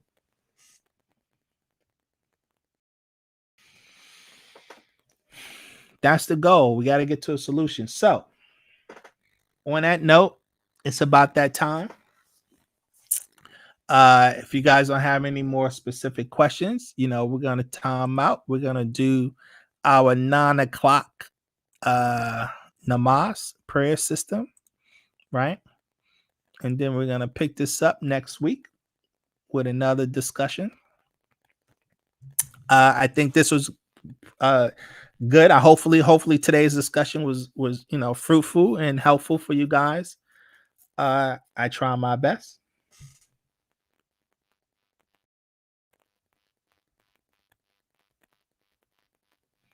Okay, so Israel says, he says, I think we found a way to free the master with Emperor Khufu Yamasi nationalization. Uh I'm open-minded. Let me just say this. I'm open-minded. Okay. I haven't heard and listened. I haven't listened to the brother Khufu that much. I will say that I did check his website out.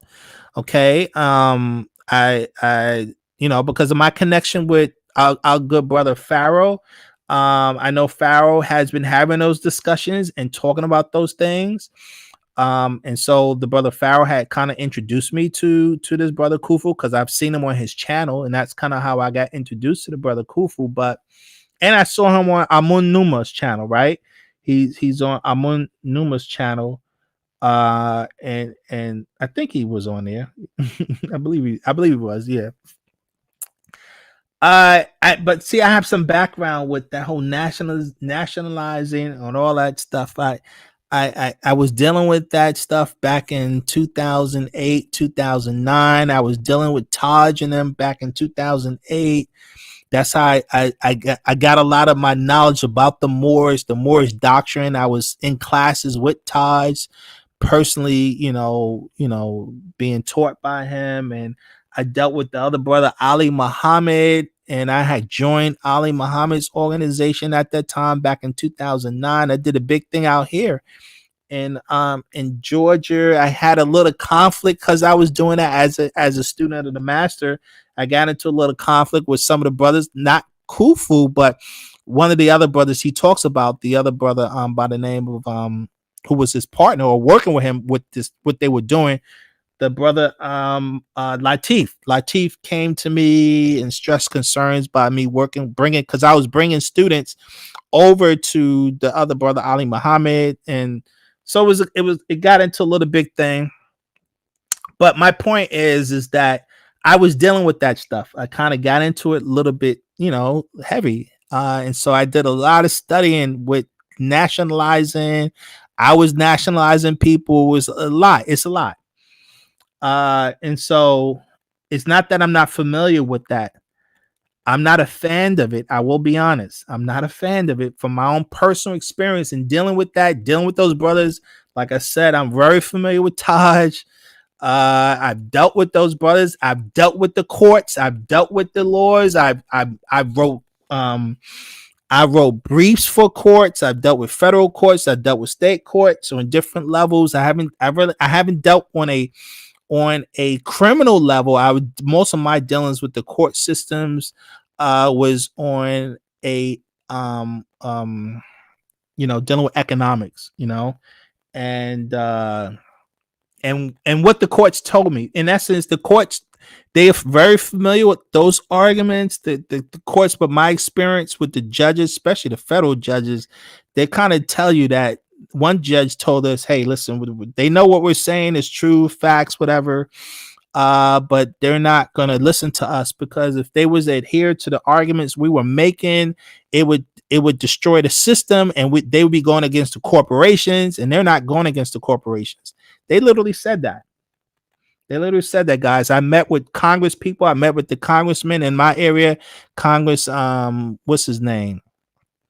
Hank Johnson. Hank Johnson is a congressman here in DeKalb County, Georgia. He's the congressman, U.S. congressman for Georgia here in my district. I personally met with him back in 2011, whatever. Me and a group of brothers, I set the meeting up. And you know what he told me when we made these arguments to him about the system, the corrupt system, and the law, and not following the law, and dealing with them with some of these arguments. And he told me and a group of brothers and sisters that there's nothing he could do. He says everything we're saying is true, but he says the corporations control the government. That's what he told us. The corporations control the government. We don't even have a government. The United States, everyone knows the United States is nothing but a corporation. Okay, there are no governments really on this planet. Everything is a corporation. Everything's ran by corporations. So when you're talking about nationalizing and all that stuff, guys, that's why I was just saying, guys, they launched a war 500 years ago by the Pope. Don't you know the Pope he's the one in charge here? He's their spiritual guy. He's the one connected to Nanar in them. He's the one connected to those ETs, the Pope and the Council of 13 and all these demons behind the scenes that's running everything. They got this planet on lock. You're not getting nowhere through their court systems. That's been my personal experience, and judges have told me, politicians have told me, I went this route. Unless Khufu has a whole nother way of doing it, like I said, I'm open to talk to any brother and or sister when it comes to the master teacher. I'm just telling you what my experience, my personal experience has been dealing with their court systems, dealing with these people. They're demons. They're real demons. And when you really get into it, they'll let you know who they are. They will let you know who they are.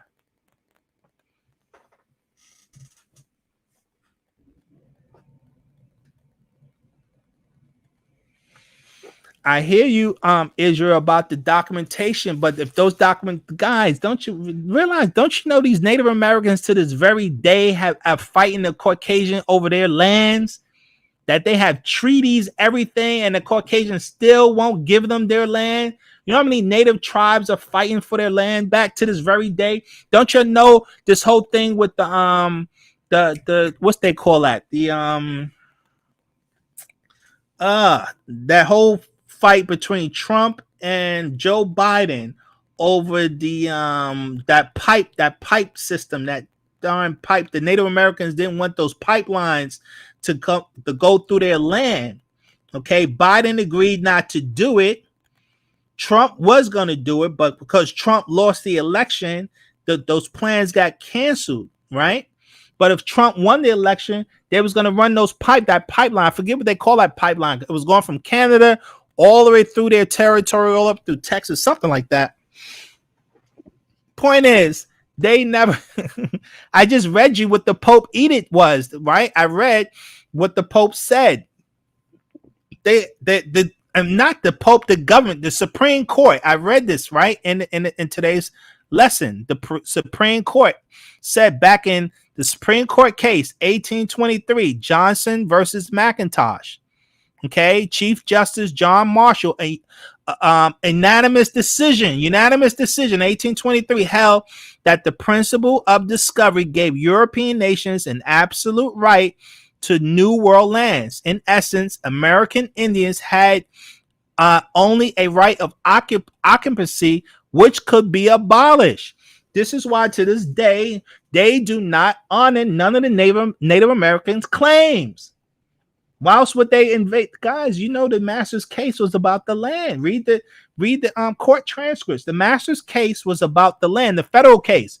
The only reason why the federal government came after the master teacher was to take the land. It was all about taking the land, controlling the land.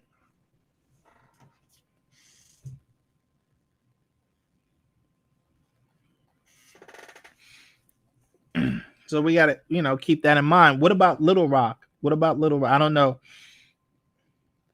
about the Native American people, Little Rock. Yeah, the Keystone Pipeline. That's it. The Keystone Pipeline. That's it. Point being is that the white man rules the world based on the diplomacy by the gun. They only give in to things that they don't care about. When they have an interest in something, then you don't have no rights to nothing. That's the point. That's the problem. As long as they have that military might to come and go and do what they want, like they did with Iraq, They just come and take what they want. Iraq is a sovereign nation. And what did? They can care less about paperwork. That's my point I'm trying to make, guys. They prove it all the time. They've been showing that for the last 500 years. They care nothing about people's sovereignty. Nothing.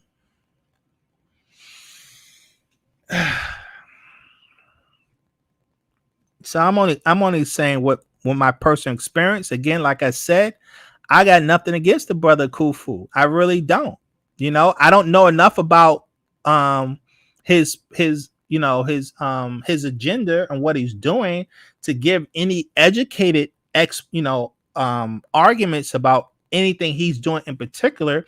I can only talk about what I know from dealing in that realm that he's talking about, dealing with the courts, dealing with the politicians. I can talk from personal experience dealing with those people. Now, if he has a different, methodology, whatever, then great, right? Seeing is what? Seeing is proven, right? Produce the facts. The master, that's what a master is. Don't talk about it, do it, present it. Don't say what you can do it. That's where we have to be at, and so again, no disrespect. I keep saying that to no one. I'll have any honest discussion with anybody on this subject matter. And if you guys want to come on, you guys can come on and we can talk about it. In fact, do that. And if you know Khufu, I'll invite him on next month. He can come on. We can have that discussion. I have no problem, because if brothers and sisters feel that he has has a way for the master teacher, I have no problem him coming on so we can have that discussion, because I'm curious. I am curious to see what he's talking, how he thinks that would make sense, because from the little I have heard of the brother Khufu and listened to some of his arguments, I haven't heard anything that I think would matter to the powers that be from him. I haven't heard anything that they would listen to, from my own personal experience. Now, he may know something I don't know, and that's cool. I can learn, but we can have that discussion. So anyone who knows the brother, talk to him, tell him he's invited. I will bring him on and we can have that discussion. So again, starting next month, every Wednesday, I'll bring on different brothers and sisters and we can have those discussions, because again, we got to solve the problem, man. We got to solve this problem. And so we need to talk. So like I said, you guys hear me, y'all listen to me, now it's time to listen to other brothers and sisters and see what they have to say on about the things we talk about, so we can figure out some kind of meeting of the minds.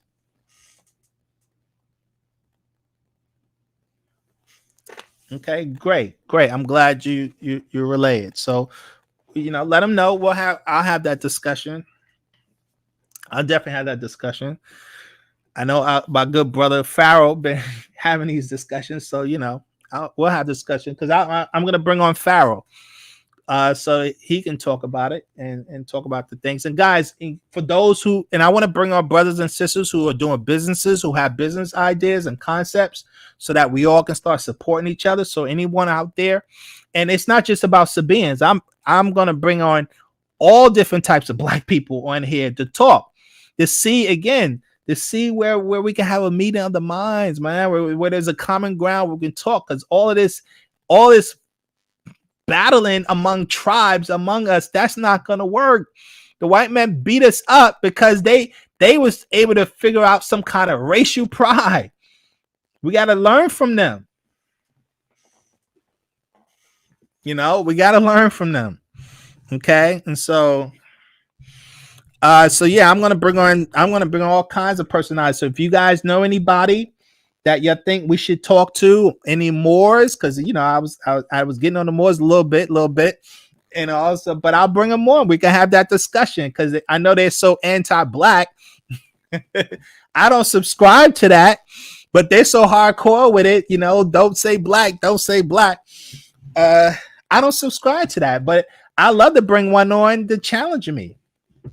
Because I think we need to have that discussion, because they're so fanatical about this not calling yourself black.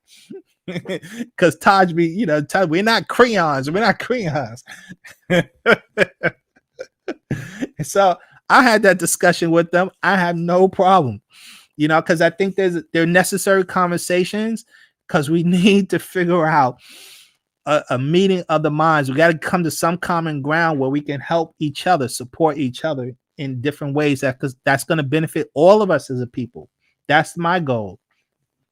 I want all of us to benefit, all of us to grow, and so if you guys know anybody from the nation to bring on, tell them they're welcome. Anybody from the Moors, I'll bring on Hebrew Israelites. I don't care who you are. I'll even bring on Chuck Morgan if he wants to come and talk. My only thing is this. I only have one criteria for anybody that comes on here. Okay. My only criteria is they care about black people, us as a people. That's my only criteria, is as long as they care about black people,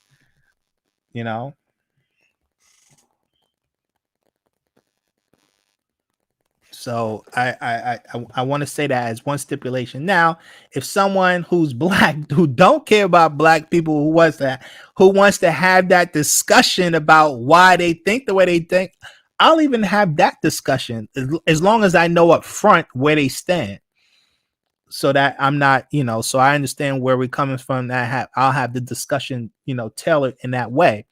But my main concern is talking to people who care about blackness. Well, I don't care if they're Christian. I don't care what they are, Jew, Muslim, whatever. I'll have that discussion with them, because we all can figure out a way where there could be some kind of common ground. We don't have to all agree on all cultural concepts, but there are things we can agree on, I think.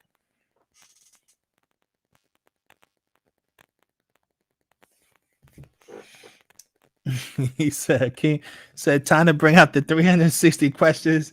I'm not going to antagonize no one. I'm not going to attack anybody, or, that's not what I want to do.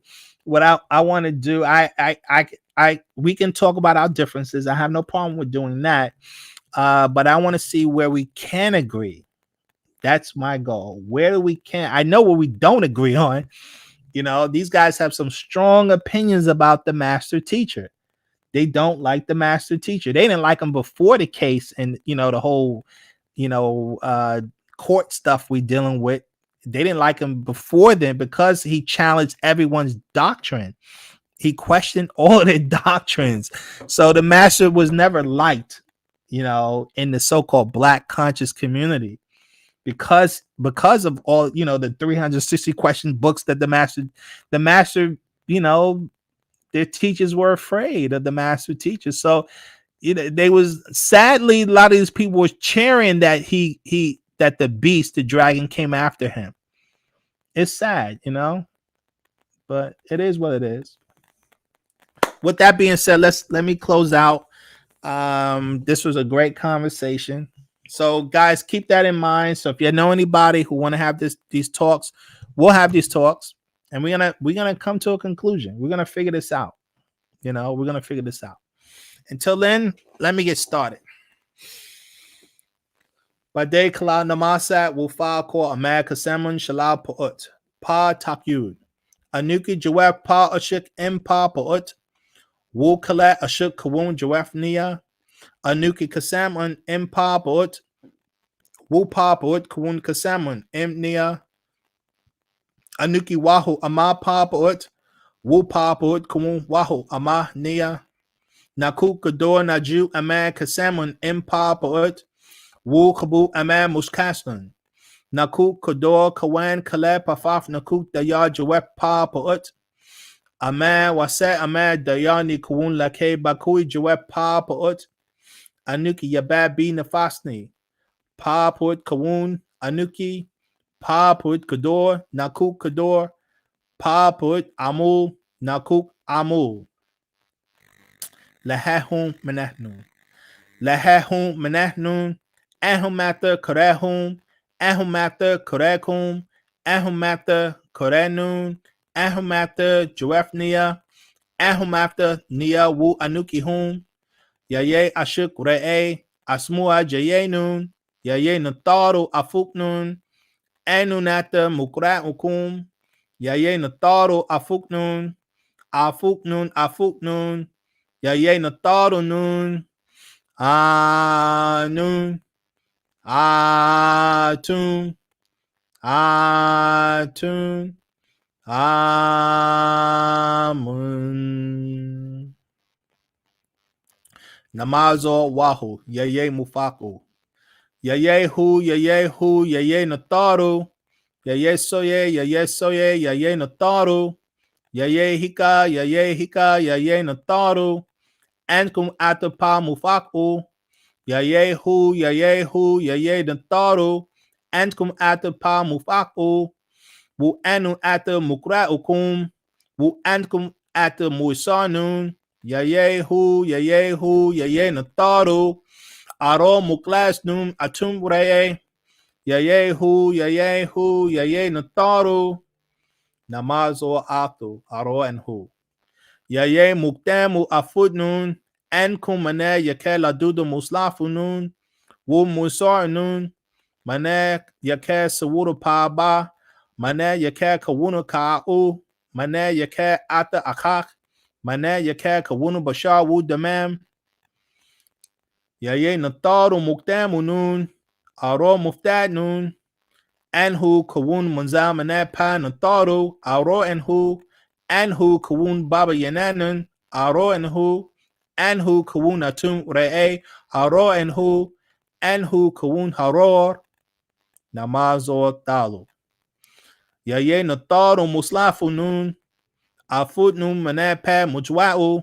Afut Nun Mane Gal Hal'an. Yaye Nataru Afut Nun. Mane Saya Ghayara. Afutnun, Afutnia, Afutnun, Afutnia, Yaye Nataru Nun, Namazo Rabu, Pa Tahmui. Nakuk Talub Tahmui Bi Pa Nataru, Mane Pa La'en Louis Tananu, Kale Ranum Atni At the Lahag, Pa Nataru, Wu Kale Namazo Atni At the Lahag, Kayat Yatun Laye Pa Nataru, Pa Sawa Wu Pa Turuk. Panemis Fa Kawun. Pa Sawa Wu Pa Turuk. Z Kawuna Nazula Lahat Ankum. Mane Maspa Wu Masa. Ama Hade An Wu Damal Mane Muslafu Kum. Wu Nataru. Ajula Yena Fasu Kum. Afuk Shane Kawun Kum. Pa Sawa Wu Pa Turuk.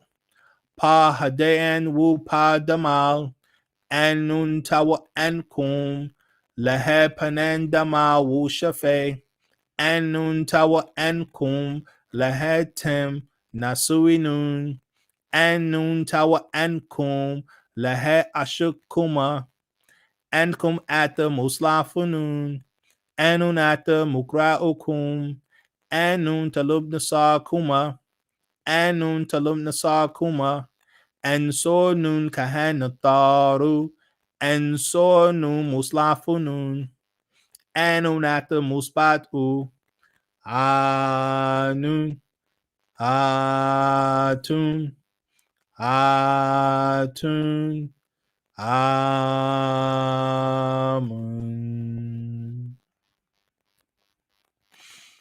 Yaye nataru nun, yaye mufta'u, yaye nataru. Yaye atum re'e, yaye natar, yaye nun, yaye natar, yaye nun tat, yaye natar tat, yaye ha, yaye natar, yaye hatat, yaye natar tat, yaye kak, yaye natar, yaye kak tat, yaye natar tat, yaye amun, yaye natar, yaye amun tat, yaye natar tat, yaye atun, yaye natar, yaye shishash, yaye natar, yaye tafaf natat, yaye natar tat, yaye sabab, yaye natar, yaye natat, yaye natar tat, yaye arash tat, yaye natar tat, Ya ye asar. Ya ye nathar. Ya ye nabab tat hatat. Ya ye nathar tat. Ya ye satak. Ya ye nathar. Ya ye hara. Ya ye nathar. Ya ye haptwi. Ya ye nathar. Ya ye anaktat. Ya ye nathar tat. Ya ye aha haratwi. Ya ye nathar. Ya ye nafartun. Ya ye nathar. Ya ye menthu. Ya ye nathar. Ya ye bapti. Ya ye nathar. Ya ye sakam tat. Ya ye nathar tat. Ya ye hatat haratat. Ya ye nathar tat. Ya ye ba'ibis. Ya ye nathar. Ya ye patah. Ya ye nathar. Ya ye basastat. Ya ye nathar tat. Ya ye hap in hatap. Ya ye nathar. Ya ye hu. Ya ye nathar. Ya ye matat. Ya ye nathar tat. Ya ye mahart. Ya ye nathar tat. Ya ye kafre'e. Ya ye nathar. Ya ye mishkanat. Ya ye nathar tat. Ya ye horaye tat. Ya ye nathar tat. Ya ye kinsman to you. Ya ye nathar. Ya ye hika'a. Ya ye nathar tat. Ya ye nathar tat. Ya ye nathar tat. Ya ye ma'at. Ya ye nathar tat. Ya ye horanen tat. Ya ye nathar tat. Ya ye she. Ya ye nathar tat. Ya ye sashat. Ya ye nathar tat. Ya ye maftat. Ya ye nathar tat. Ya ye sabak. Ya ye nathar. Ya ye anap. Ya ye nathar. Ya ye khanum. Ya ye nathar. Ya ye khanas. Ya ye nathar. Ya ye patah tanun. Ya ye nathar. Ya ye soye. Ya ye nathar. Ya ye haktat. Ya ye nathar tat. Ya ye amas. Ya ye nathar. Ya ye saraptwi. Ya ye nathar. Ya ye atum re'e. Ya ye nathar tat. Ya ye dahutwi. Ya ye nathar. Ya ye patata warat. Ya ye nathar tat. Ya ye sakar tat.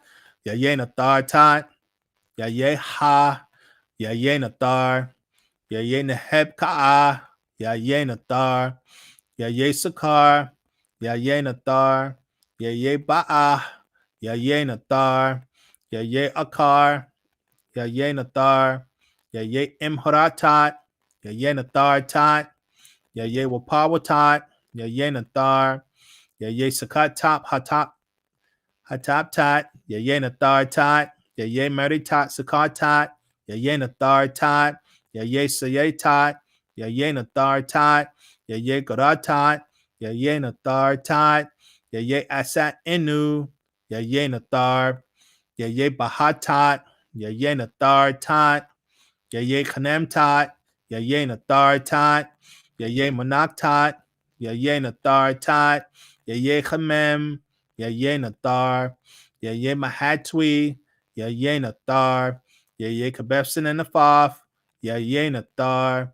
Ya ye dabata afaf. Ya ye nathar. Ya ye murdi tat. Ya ye nathar tat. Ya ye nasat. Ya ye nathar. Ya ye imdadat tat. Ya ye nathar tat. Ya ye nakakbatat. Ya ye nathar tat. Ya ye sakat tat. Ya ye nathar tat. Ya ye anak tat. Ya ye nathar tat. Ya ye dadad. Ya ye nathar. Ya ye tum. Ya ye nathar. Ya ye wahoo. Ya ye nathar. Ya ye yasas. Ya ye nathar. Ya ye anak. Ya ye nathar. Ya ye afnawit. Ya ye nathar. Ya ye satat. Ya ye nathar tat. Ya ye sakatwi. Ya ye nathar. Ya ye ima'at. Ya ye nathar. Ya ye nana. Ya ye nathar. Ya ye imnuit. Ya ye nathar. Ya ye imsataktwi. Ya Ye Nathar, Ya Ye Mutal Tat, Ya Ye Nathar Tat, Ya Ye Urahashafaf, Ya Ye Nathar, Ya Ye Maratwi, Ya Ye Nathar, Ya Ye Amun Hurae, Ya Ye Nathar, Yehu Anun at the college of Paut Noon Hurae Tun Hurae Tun Hurae Mun Hurae Amun.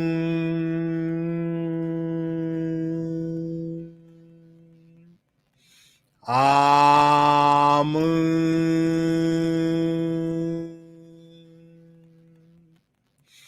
Amun.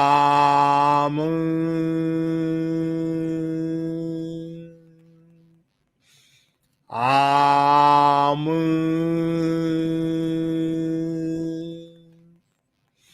Amun.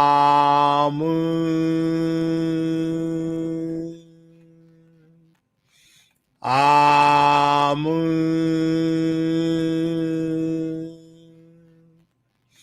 Amun.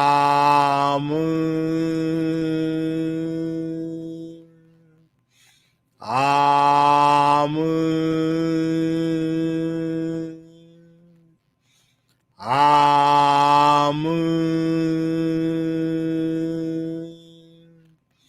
Amun.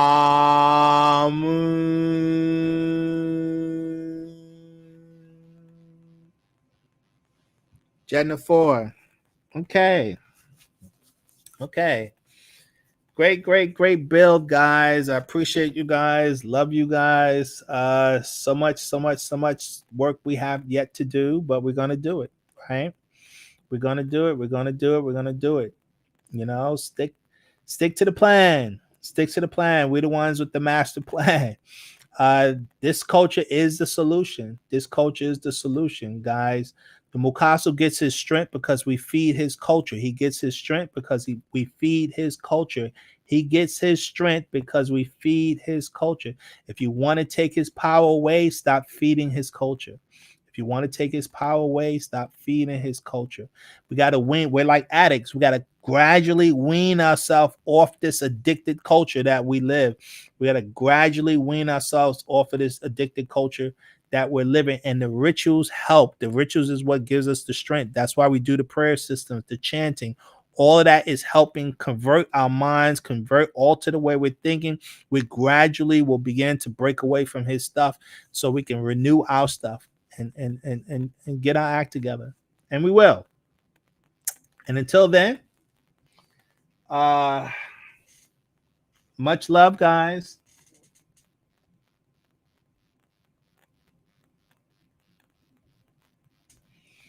You know, much love. We're going to continue this discussion our time together next week. Always, as I tell you guys, spread the word. Let people know we're the ones with the right knowledge. We're the ones with the actual facts. Definitely spread the word.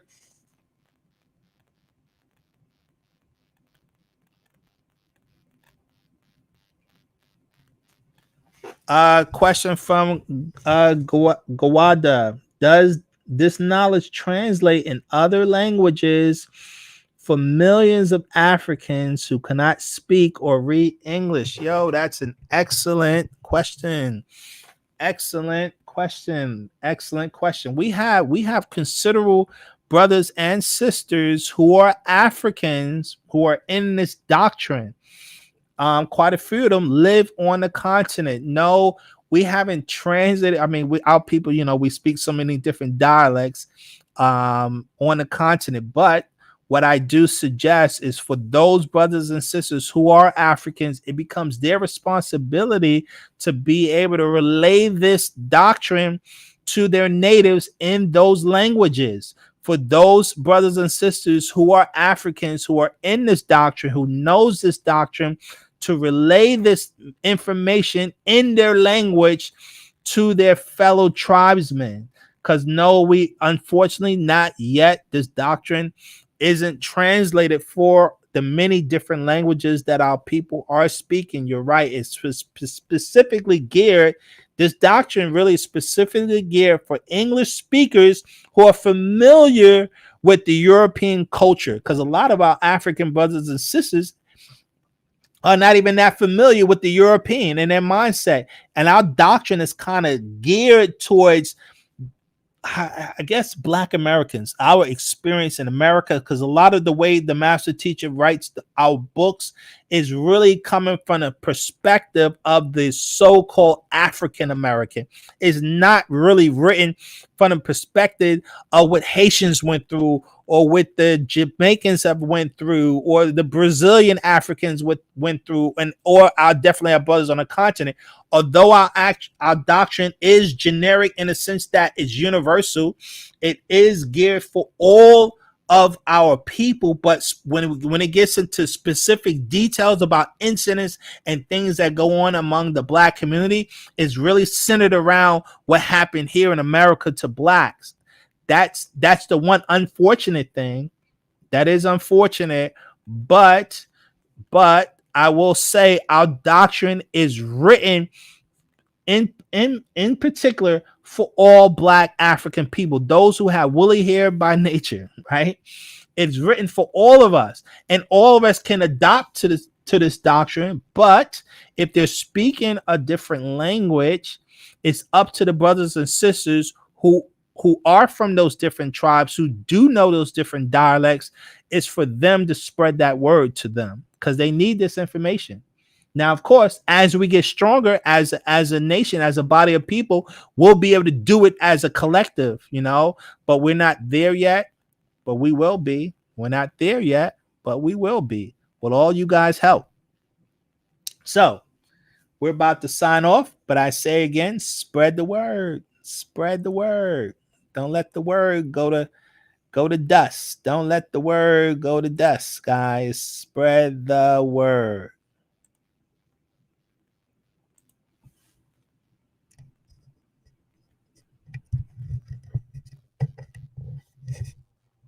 ورحمة الله تعالى وبركاته.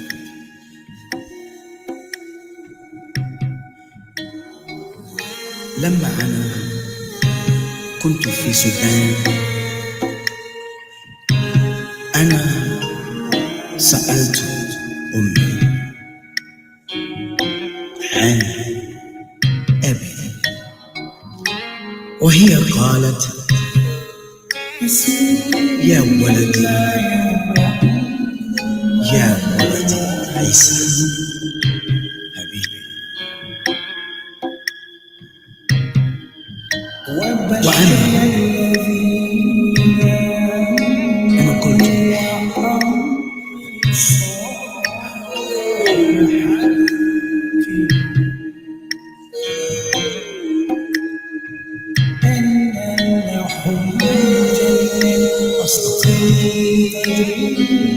أستطيع تحت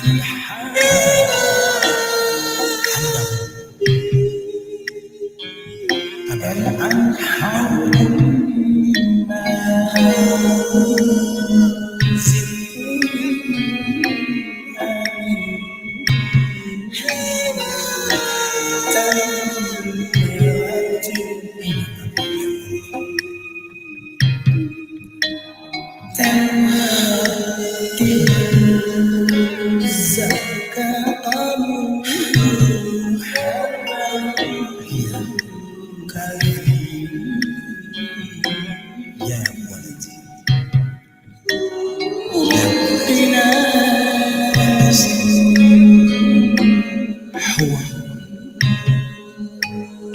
هو بعيد مني، وأنا كنت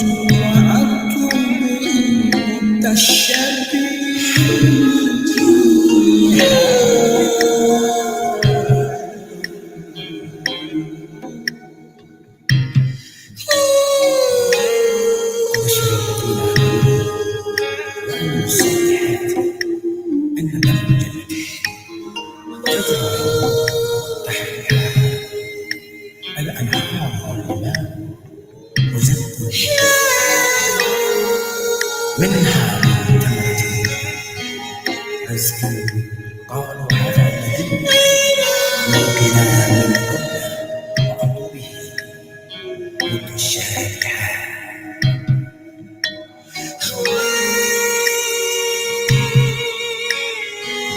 مد الشهر بها أنا مد الشهر بها ما رأيته ما سمعته هو وين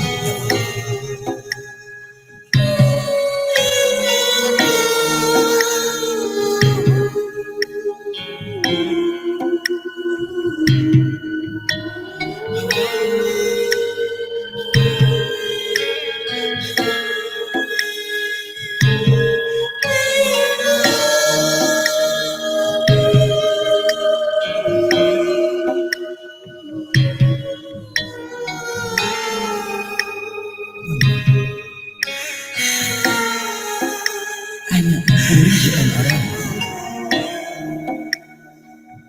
ما رأيته يا أمي هل هو على الأرض هل هو مسافر أين هو وهي